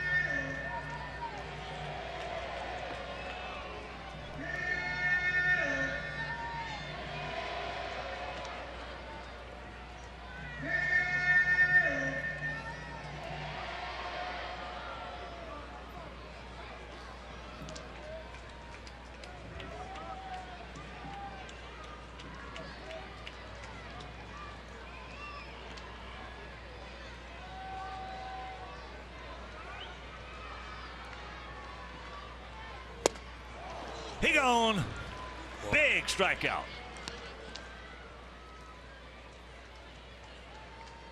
Good fastball down and sinking, and Coughlin, who doesn't face many left-handers, comes up short on this. Mark Canha. Your attention, please, ladies and gentlemen. Batting for Yonder Alonso, number 20, Mark Canha.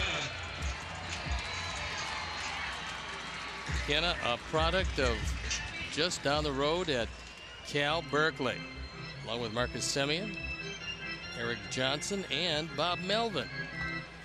And so Robin comes out. He is motioned for Matt Albers to come in the ball game. So as Matt comes in, we'll step out and be back after these messages.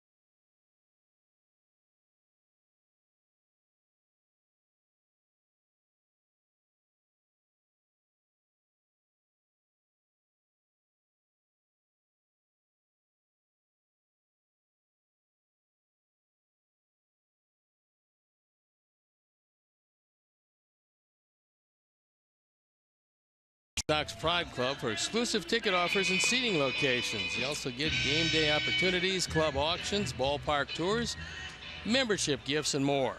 So visit SoxPrideClub.com and join today.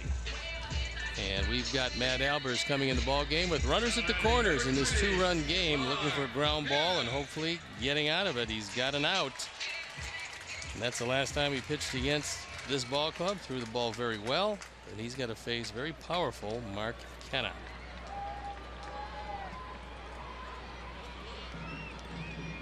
Canha, an opposite field home run yesterday.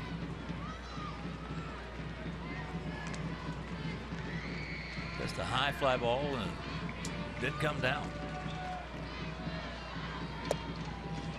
Takes first pitch strike.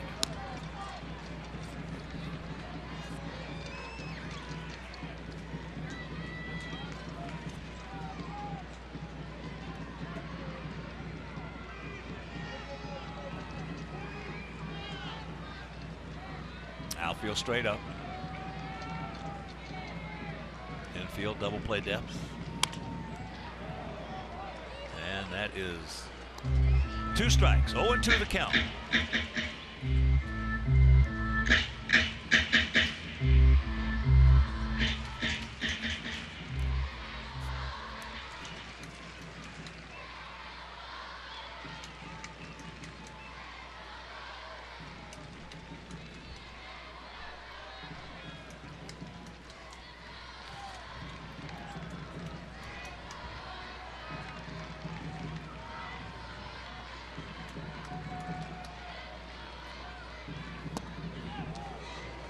Good pitch, didn't get it. Oh, that was pretty close. After setting him up inside, he went away. That was a good pitch. That pitch had the plate. Take a look where it pops up on pitch tracks.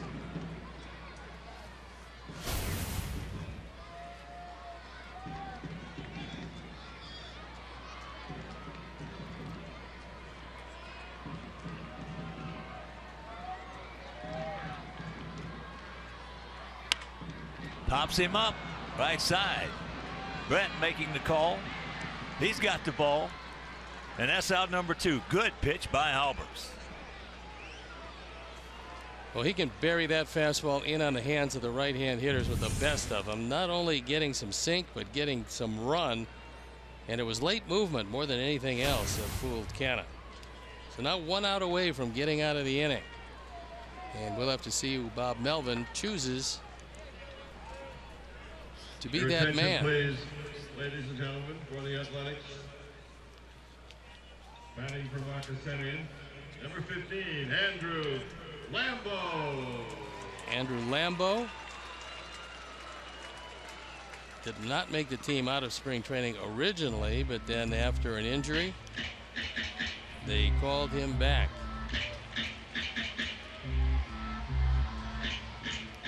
Here comes Coop. We're going to give him a little info on Lambo.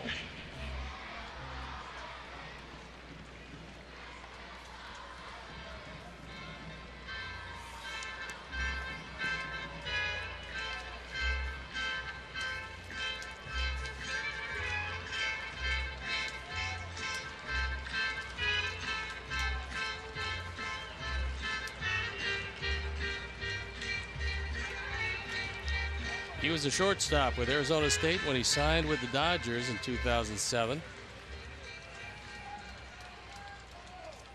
And an all-purpose athlete in high school at Newberry Park in California. So getting an opportunity, at one point he was thought of as a highly promising rookie with the Dodgers, but it didn't work out all that well for him. Well, he had 33 home runs. Check that. Yeah, 33 home runs with a couple of teams back in 2013.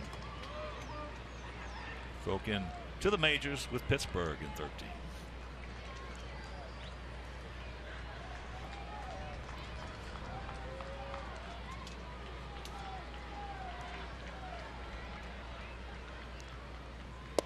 Yes, he did. Good off-speed pitch. Had Lambo out in front of it. Could not check his swing. The shift on once again, this time with Saladino playing pretty much up the middle, but a step on the third base side of second.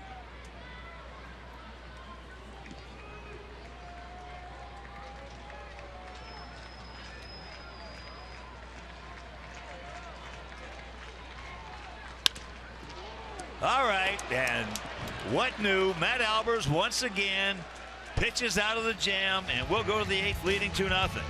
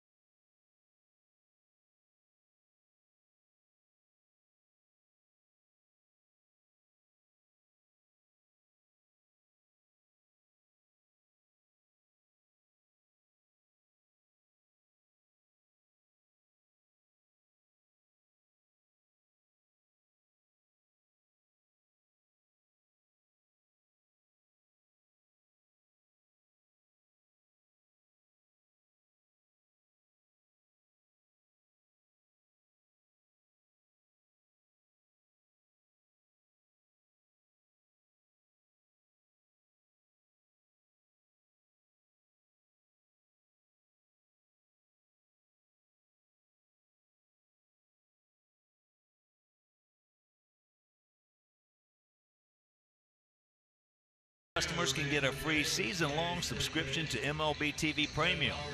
Just go to T-Mobile.com/MLB to sign up now and catch every moment on America's fastest-growing LTE network.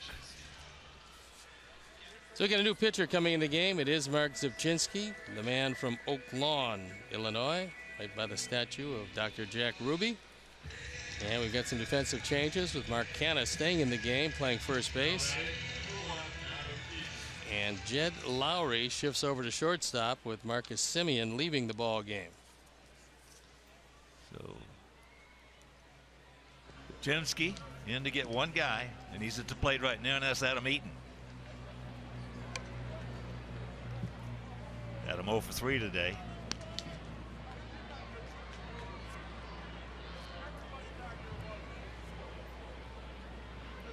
In this series, the bullpen of Oakland, which was such a trouble spot last year, has been very good. Totally revamped. Got some guys now with a lot of experience and guys who can throw strikes in key situations.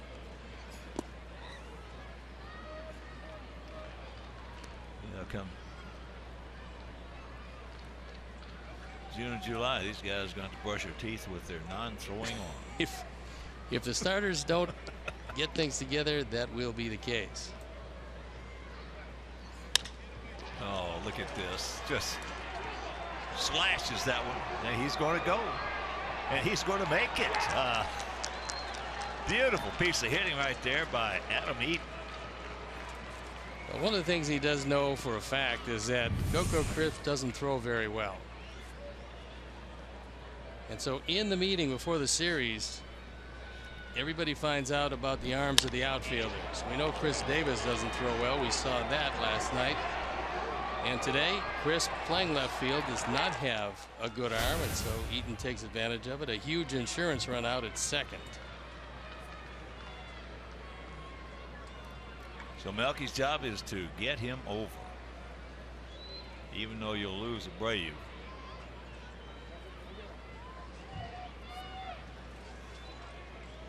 You'll lose him anyway. And that, of course, extends his on-base streak to 26 games for Adam Eaton. And in those 26, his on-base percentage is right around .450.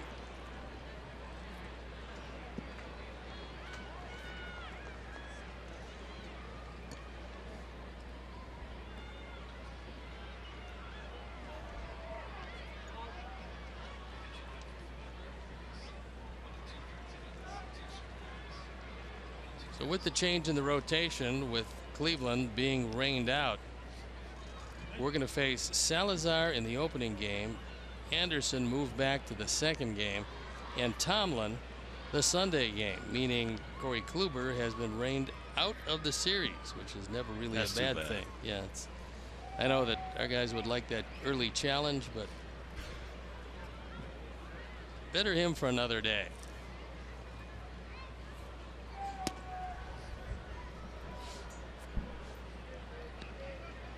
One and one to count.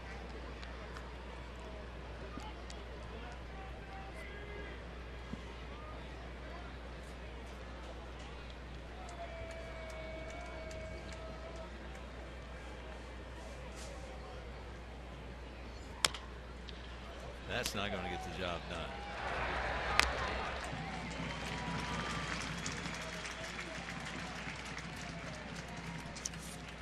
So here comes Bobby Melvin going to that pin.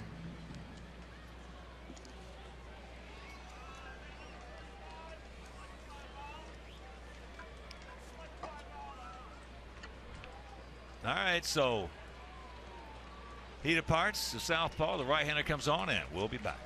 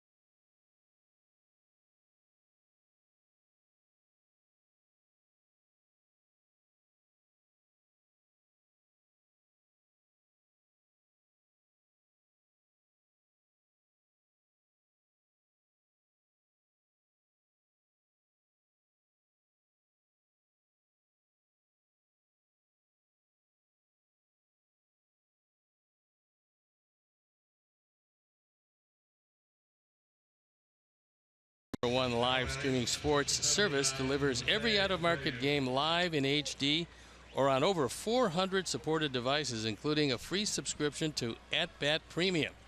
The #1 app for live baseball. Blackout and other restrictions apply. So visit MLB.tv for details. And so Ryan Dull comes in the ball game. We've seen him now for the 3rd time in this series. And here is Abreu.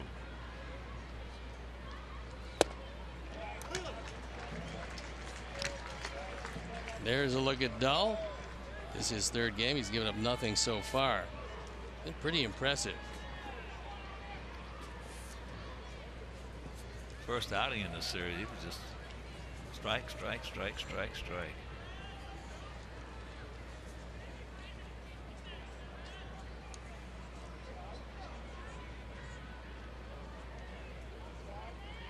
Outfield slightly to the right. Brady 1 for 3, and that one hit, well, obviously we'll show it to you in just a moment. A big one.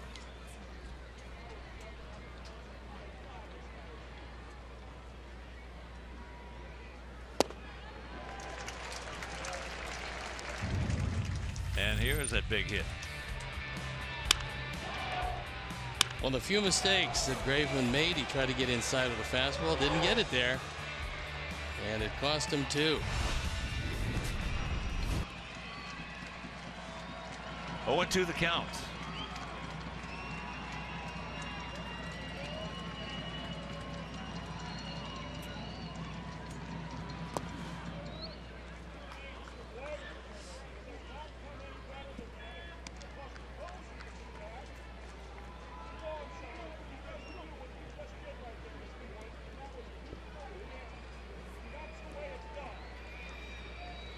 Frazier on deck, Avi Garcia on the hole.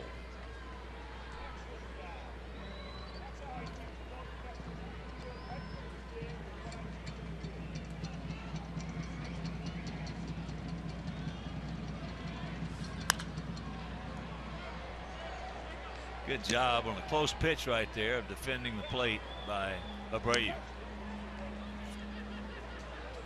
Well, Dull, as we've seen, has a very good slider, and this was it.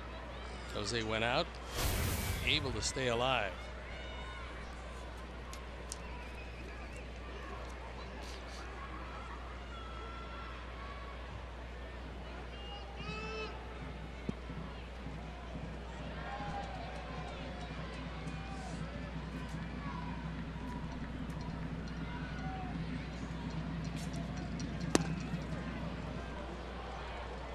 Two and two. You would think with first base open he would be throwing another slider here.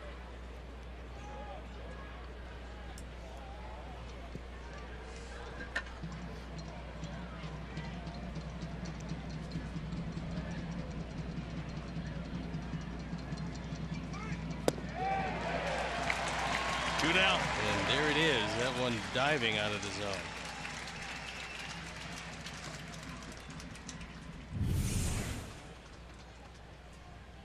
He's not going to go in the strike zone to try to get him with first base open. He doesn't want to walk him, but he allowed Jose to get himself out on a pitch out of the zone. So we'll see how they're going to go around this guy. Todd 0 for 3 today.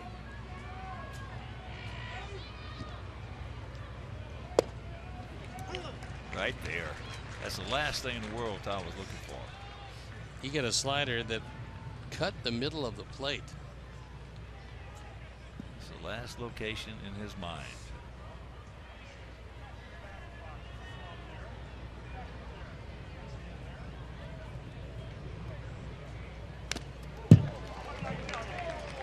Very quickly to count 0-2.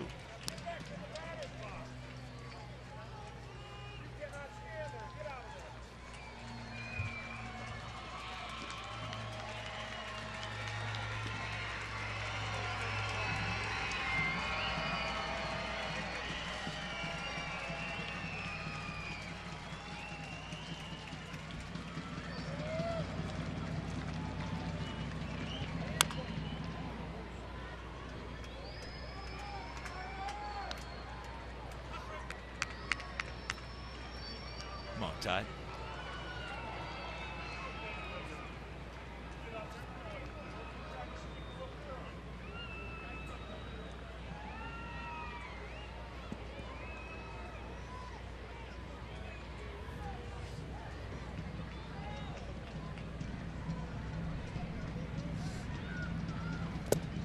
Ball gets away.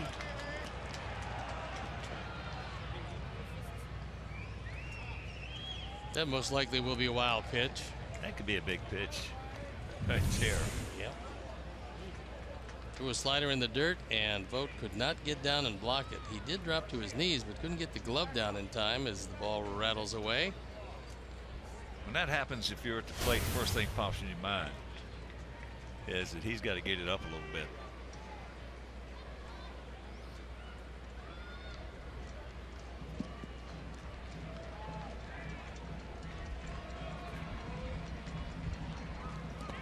No, he did not.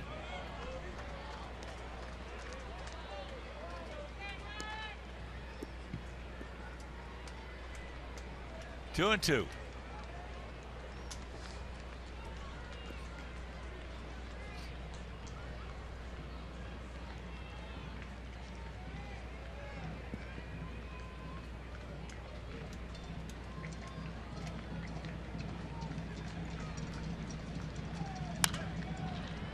And that's a souvenir right side.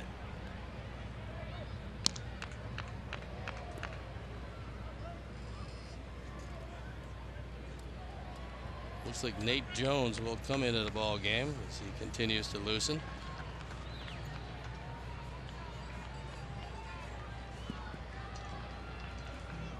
Be a lot more comfortable with a 3-run lead as opposed to 2.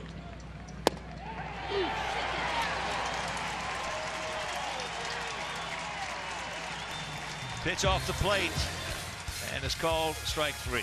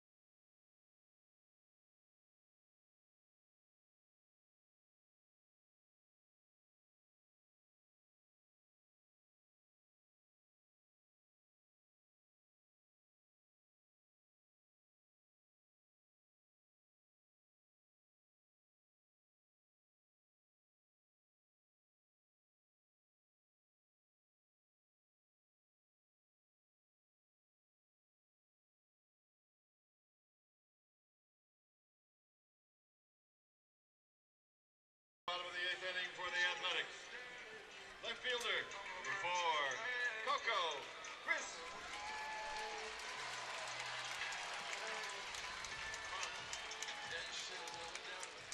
All right, Chuck, thank you very much. We got a new pitcher coming in the game. It is Nate Jones, who last time out hit a couple of men in the 8th inning of the second game of the season, cost him 2 runs. Unfortunately, Jimmy Rollins to the rescue with a 9th inning home run that won it. And there you look at the numbers. He won that ball game.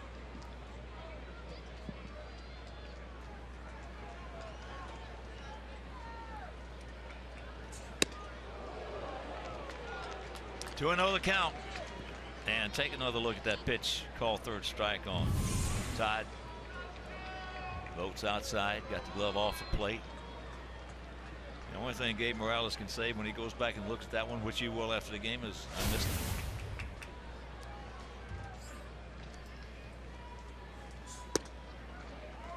Come on, Nate, no walks, buddy.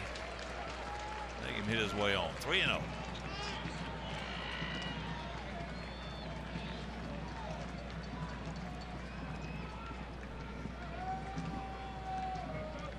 Two runs on 4 hits, 1 error for us. No runs on 2 hits, 2 errors for them.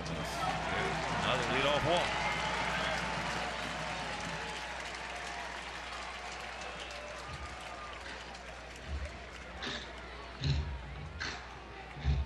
Now batting, center fielder, number 1, Billy Burns. Leadoff walk last inning. Leadoff walk here in the 8th. And here's Billy Burns. He's 0 for 3 today.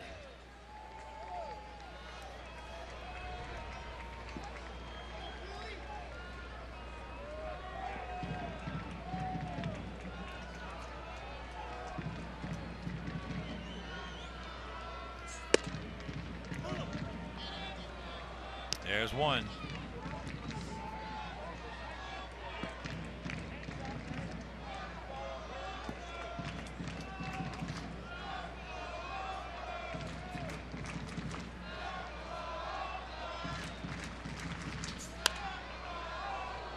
And that's 2. 0-2 the count.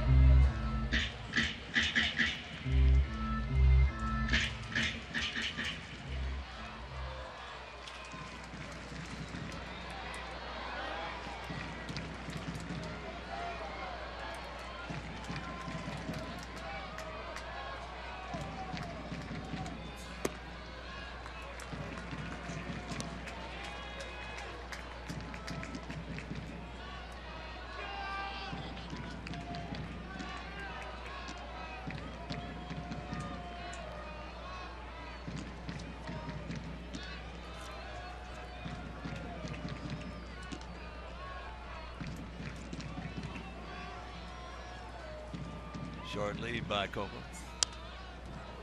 And he just did get a piece of it.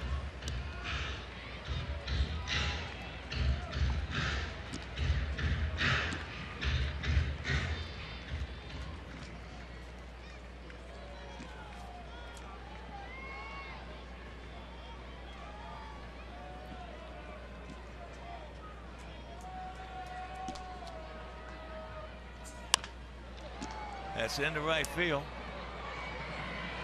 Bobby, he's there. 1 down.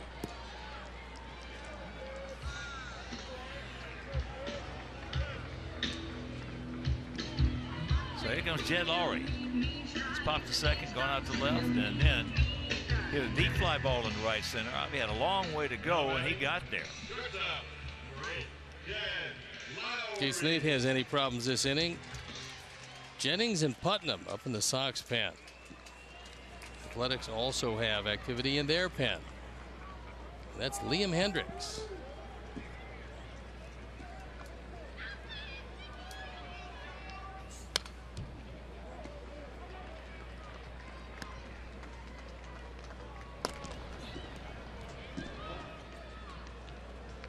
Laurie, if you're just joining us, with 5 RBIs in this series.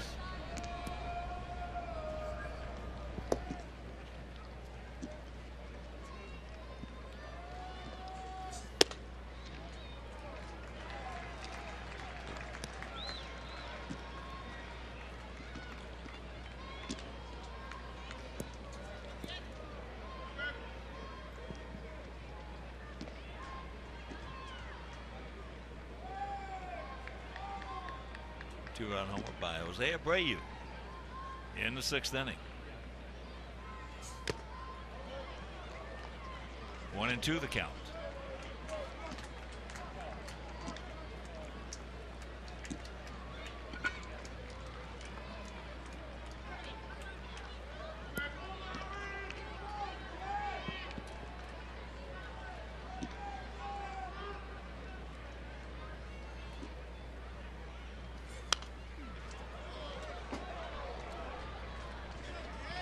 Top of the strike zone, and he fouled it straight back.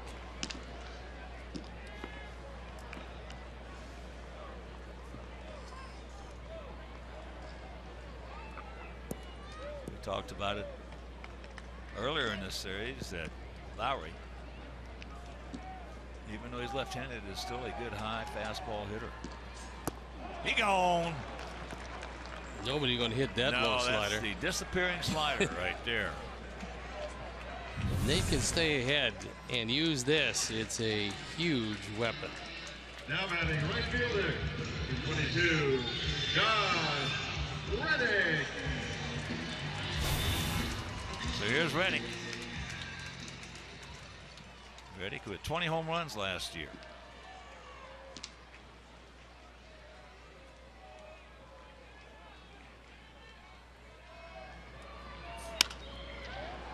Little tardy right there.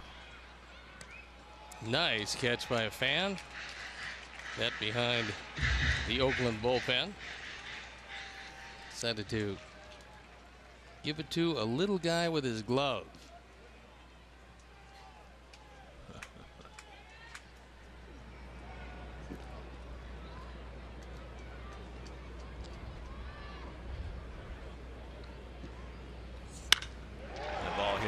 But we got a man there. And that'll retire the side. So he pitches over the leadoff walk, and we're into the ninth, leading 2-0.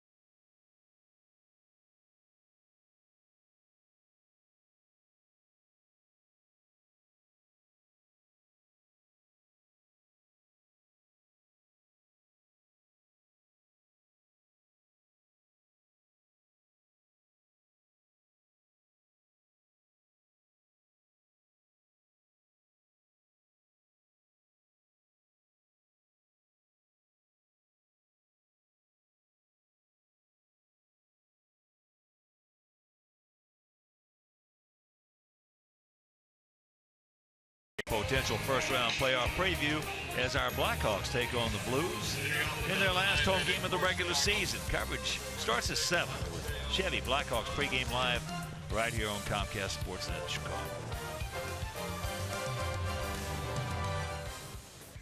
And we've got Liam Hendricks coming in the ball game, and he's going to pitch the ninth. The bullpen for Oakland has been good. Rodriguez, Zipchinski, Dull, and now Hendricks. Well, the two guys have been really impressive, been Hendricks and Dull. And Zabi. Zabi can't get it. Yeah, last year in just a brief appearance for Dull. Probably didn't have his feet on the ground or his confidence. ERA in 13 games, 4.24, but his slider is really good. And it's where, well, it's a good slider, but it's where he's throwing it is really outstanding. He hadn't hung one yet.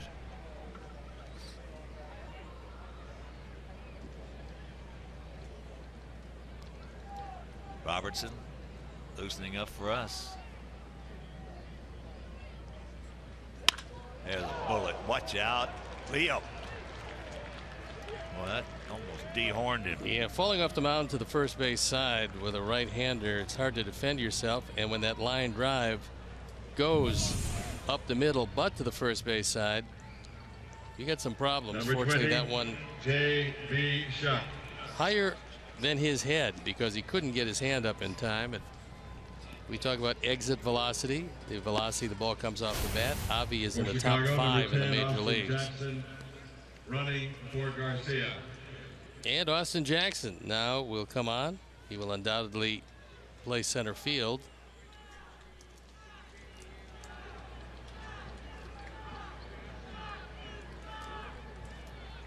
So here's Chuck, 2 ground outs to second and a strikeout.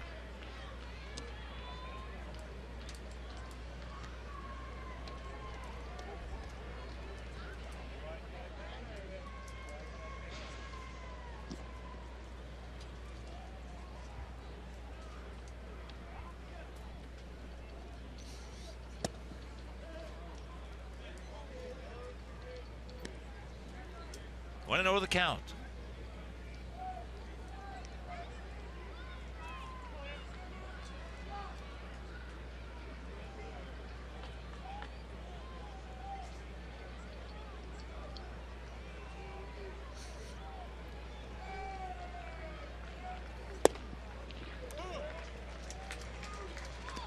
That evens the count.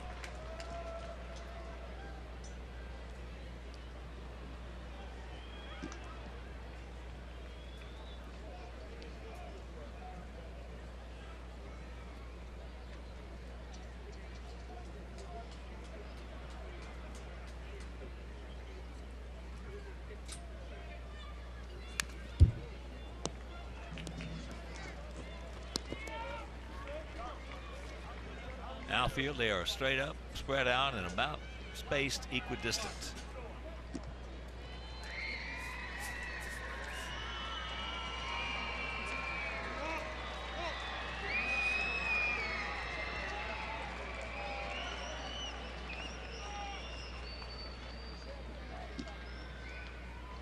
Austin, decent lead.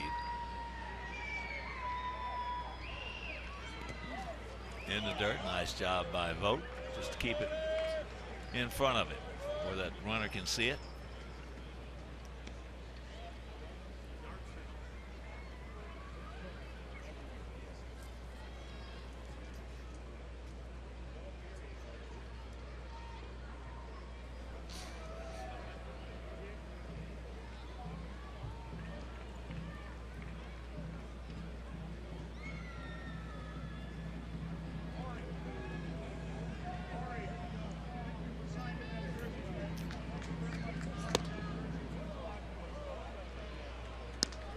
Count goes full to Chuck. Now the question for Robin is, do you run with Jackson, stay out of double play if there is some contact? Well, if you're going to pitch run for him like that, I would say, you know, you got to go ahead and let him turn loose.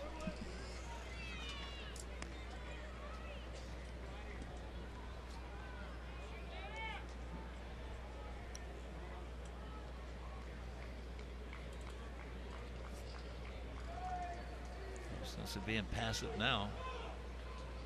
There he goes. There's a strike him out. And he steals second base. Not a real good throw by Vogt.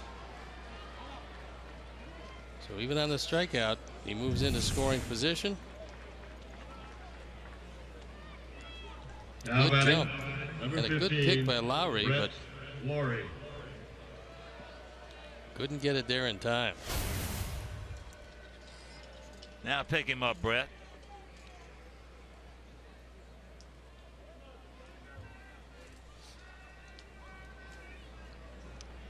Brett 0 for 3.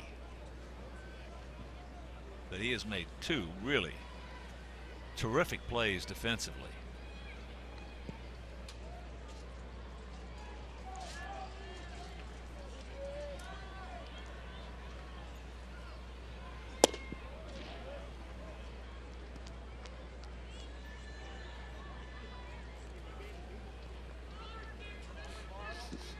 Outfield slightly to the right.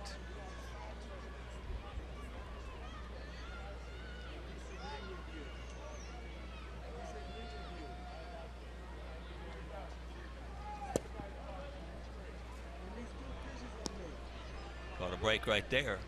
Put him in the catbird seat at 2-0.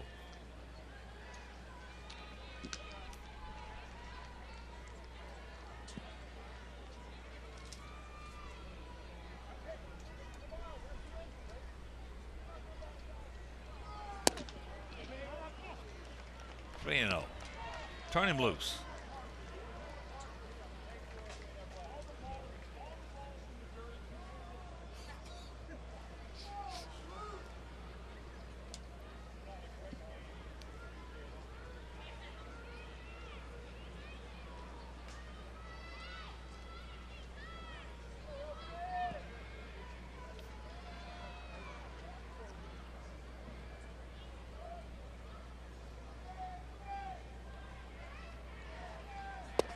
Taking all the way right there.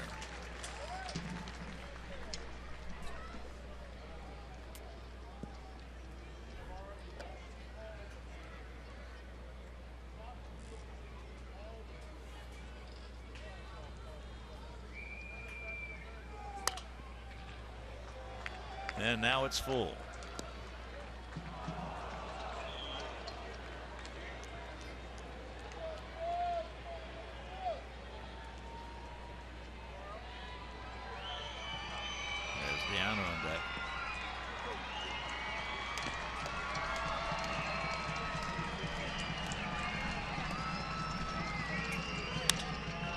That's trouble. That's trouble. That's trouble. So Reddy gets to it. And now 1 out, runners at the corners. Well, Jackson took off, was taking a look at it, didn't really know if it was going to stay up long enough for Reddick to come and make the play, so he couldn't get adventuresome and taken out of the inning. Little looper into right field. Reddick does get there, and runners at the corners now with a chance to add to the lead. That's a Kansas City special right there. Couldn't have thrown it out there any better. No.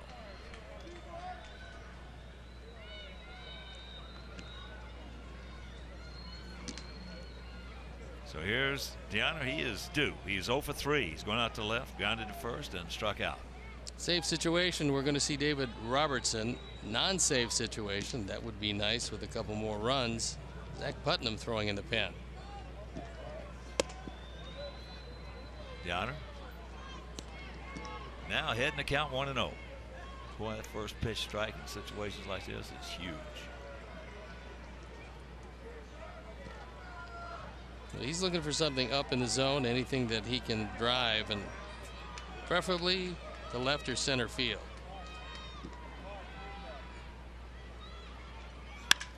That's driven. That's way back. He looks up. It's off the board. So here comes Jackson. He scores his 3-0.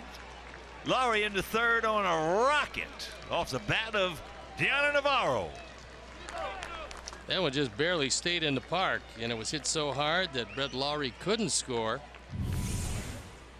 But a 3-0 game as the first run batted into the year for Deanna.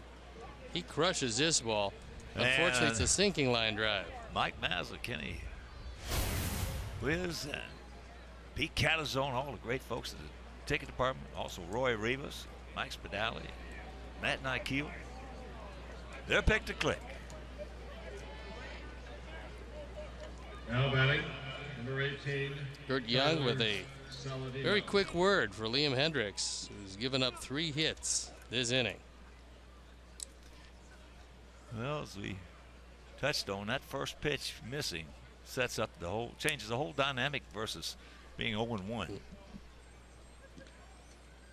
Came to him with a fastball, and Navarro, who's been a good switch hitter most of his career, came through big. And here's Tyler.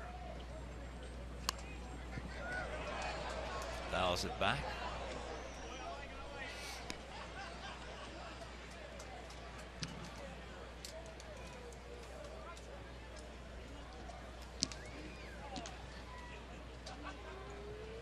So the attempted squeeze. That was a safety squeeze right there.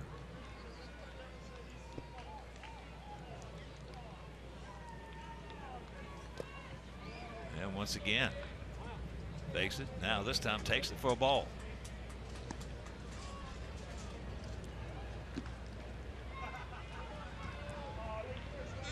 I would say if there's one guy in the lineup in this situation that you think about doing that with. He's at the plate right now. And if he does make contact, he would certainly love to push it to the right side. Good rip.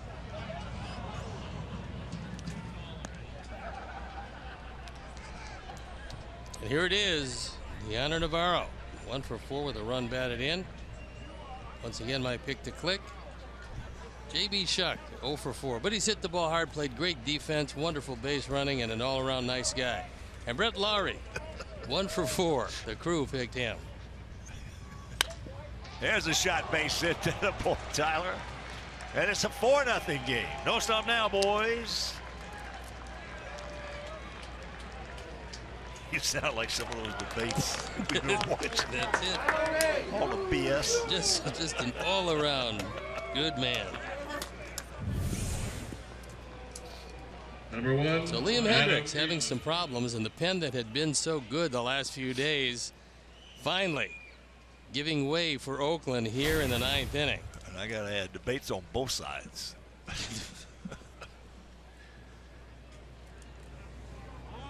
Adam. That double. Last inning.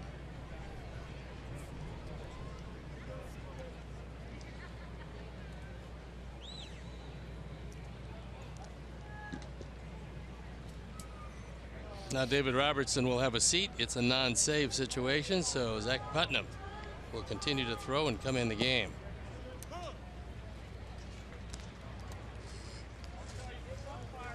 One out, 0-1 to count.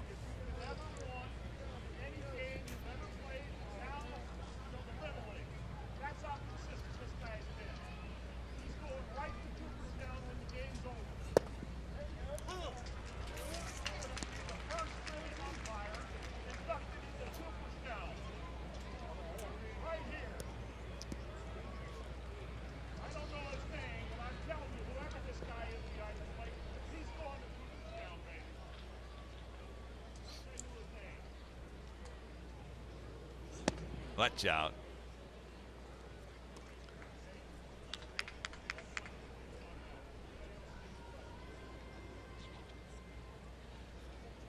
If you're just joining us, Adam, 8 for 15 in this series.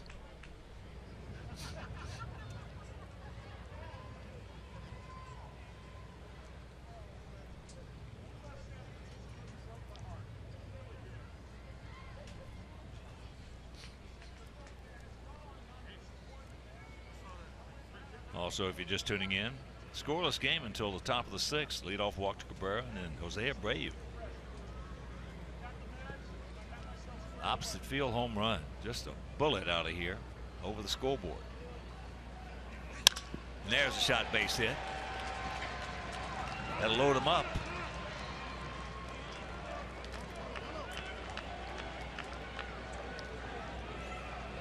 Apparently for Bob Melvin, at least for the moment, it's Hendricks against the world because nobody is up and throwing.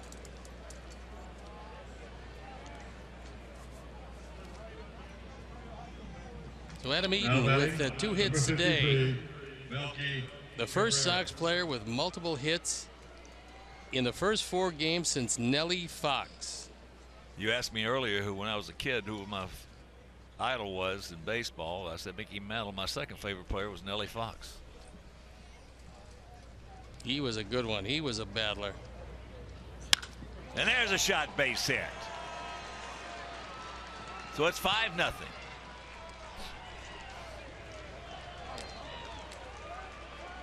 Six singles this inning as the floodgates have opened, and Hendricks having some problems.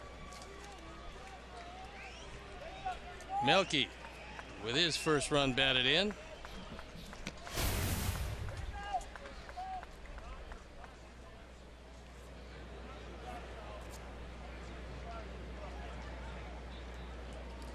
So here's Abreu. 1 for 4. That home run is first of the season.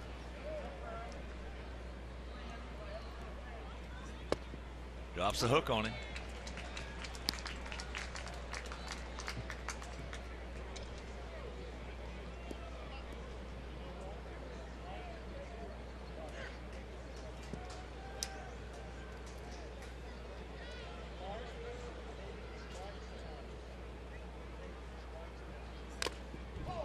Very quickly, the count 0-2 with Todd Frazier on deck. All started with what? Little base hit by Garcia right back up the middle, and then Fred Lowry with a looper to right. A bomb by Navarro. Saladino, Eaton, and Cabrera consecutive singles after that.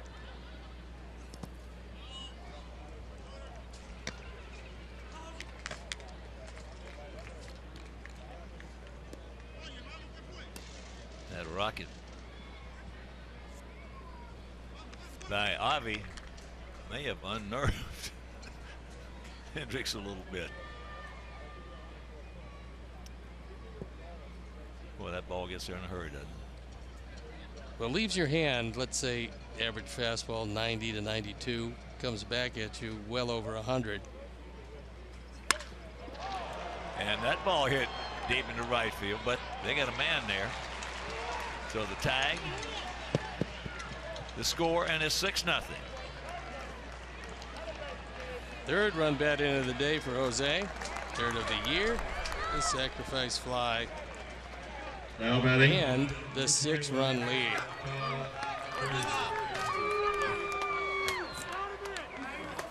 Here's Todd. Big man is 0 for 4 today.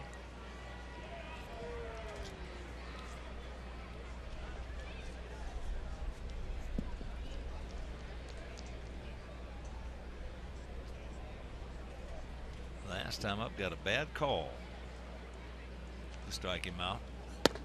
Takes it high and away.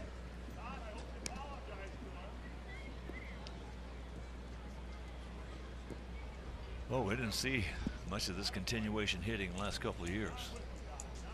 No much or any would be right up there. Nice to see it late in any ball game.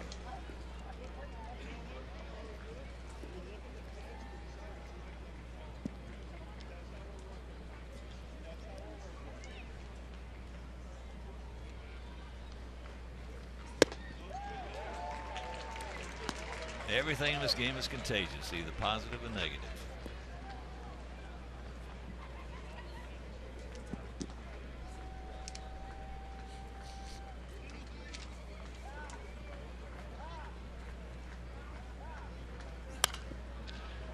Talking with Todd after the game last night, he said he just absolutely loves what's going on with this ball club. Loves what's going on the field, loves what's going on in that clubhouse. Well, certainly you can understand that.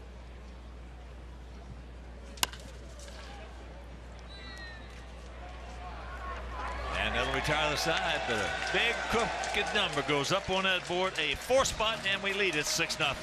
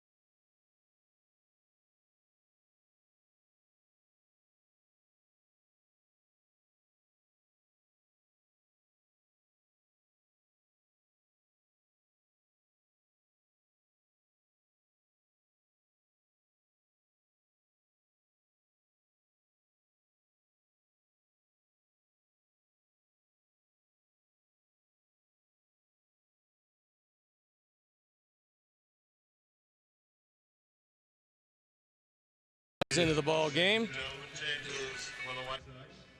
Last year, 3-3 is ERA, just a touch over 4. Wasn't 100% toward the latter part of the year, but when he was feeling good, he threw the ball very well, and we'll see if the splitter is up to standards today, as he's got a big lead trying to nail it down for Matt Latos, who was brilliant. Matt went 6 innings, gave up just 1 hit and no runs. And this is his first start as a member of the White Sox, and he could hardly have been better. So here is Valencia, who's 0 for 2. Going out to center, grounded to short, and walked. Adam Eaton will shift over to right field as Austin Jackson will go to center field.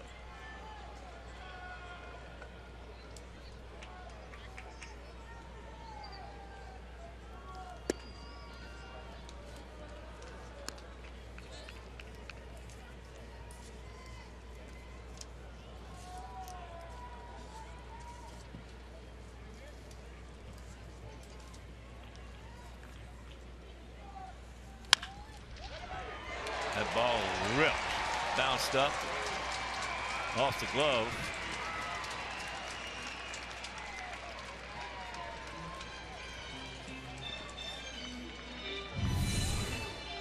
First hit of the day for Valencia. He hits a rocket. That's just the 3rd single of the day for Oakland.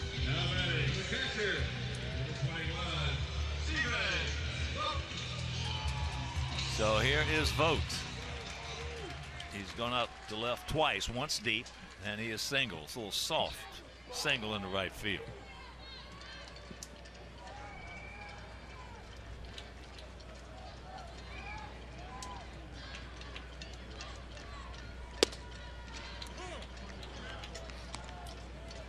First pitch strike.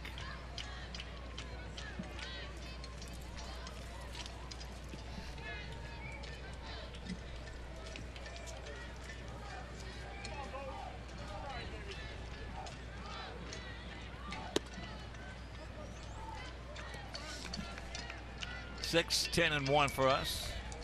0, 3, and 2 for them.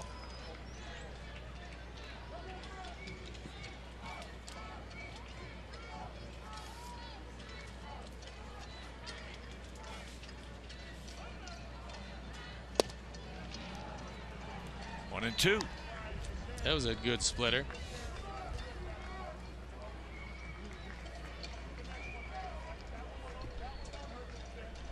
Well, every time you say that, when Zach throws that splitter, if there's a good one, that meant it was down. Down and very little chance for the hitter at 84 miles an hour to get a good piece of it. He gone. 1 out.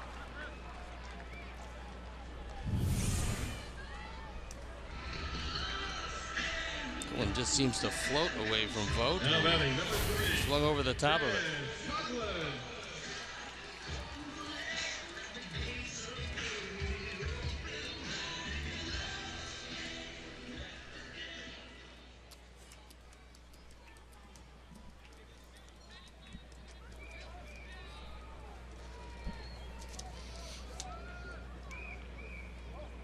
Yeah, not holding him on. He takes off.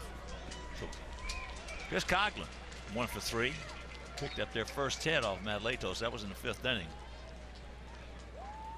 After he got a break at the plate with a fly ball. It was foul.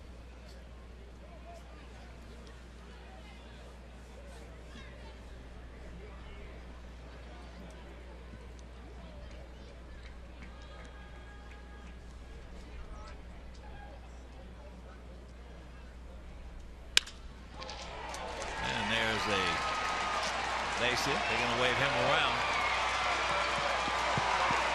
And it's a 6-1 ball game.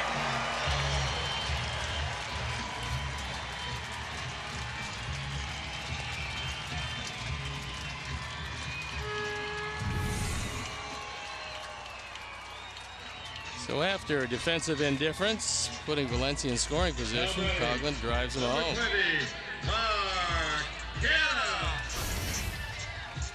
So here's Canna. He's been to the plate one time, popped up. To Lowry in. short right field.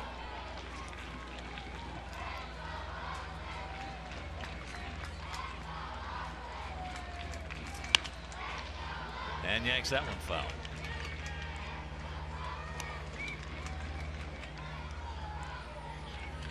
Chris Davis in the on-deck circle. Davis, who started the first 3 games for them,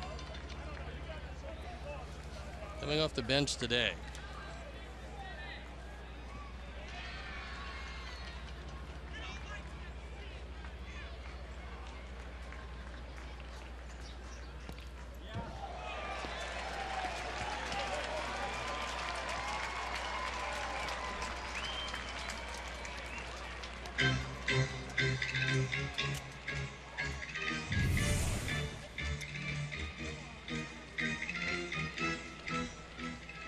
Backhand, nothing to it.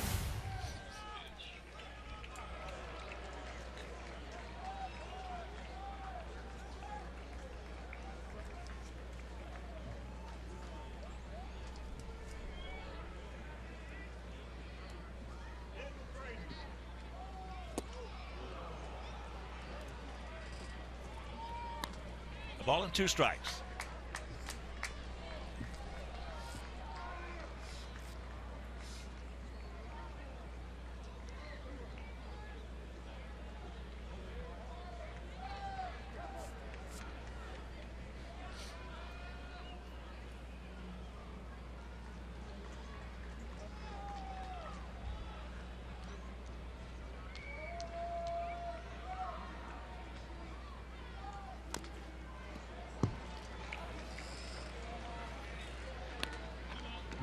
Good splitter. That one he was just able to stay alive.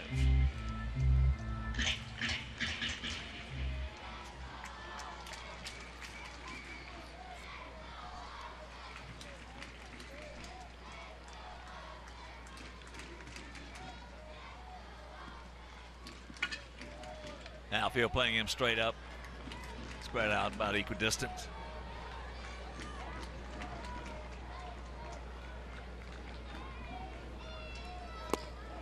He gone. 2 down. Our Sox trying to make it 3 out of 4 against these guys and make it a 3-1 start for the first time since 2005. Anything good happened that year? Yeah, we went wire to wire. Attention, please, ladies and gentlemen. Batting for Hendricks, number 2, Chris Davis. So here's Chris Davis.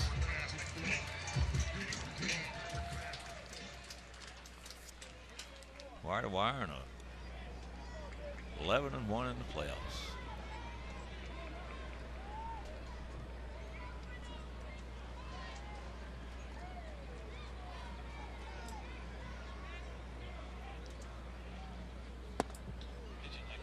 Davis takes ball 1.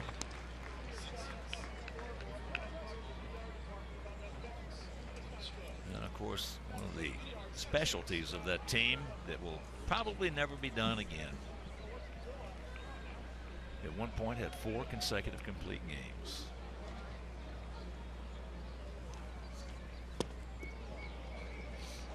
In the playoffs. Pretty amazing. Anytime. It'll probably never be done again. Well, I know one thing that's going to be hard pressed to get done, and that is have 3 distinct different closers for fairly long periods of time in the same season. Shingo Takasu started off. That ball hit hard in the right field. But we got a man there, and this ball game is over. So the Sox indeed go 3-1 against these A's to start off the season. As a matter of fact, they now have won 13 out of the last 19. And boy, what pitching we got. How about Matt Latos? We got terrific pitching. Matt Latos today was absolutely brilliant. The bullpen was up to the task, and for the most part, the defense was much improved over last year, and that helped a 3-1 start. Now it's home to Cleveland, and this was a most entertaining series, and the player of the game, we'll take a look at it. And it is Jose Abreu. 1 for 4, but that was a big one. A 2-run homer. So he drove in 3 today, and the 2-run homer gave the Sox a 2-0 lead. They never looked back. A very successful Oakland will lead to a very exciting opening day tomorrow. All right, so for my partner Steve Stone, our director, our game director Jim Angio, our producer John Waldron, our associate producer Chris Kamka, our technical manager Mark Harper, also the executive producer Jim Corno Jr., and for one of my favorite crews in baseball, Pete Alonso, Tom Mecklin, Charlene, Janice, for Amy, also down in the truck, Vic and Gene. This is a Hawk. So long, everybody. Coming up next, Subaru Postgame Live with Chuck and Bill. You've been watching White Sox baseball on Comcast Sportsnet.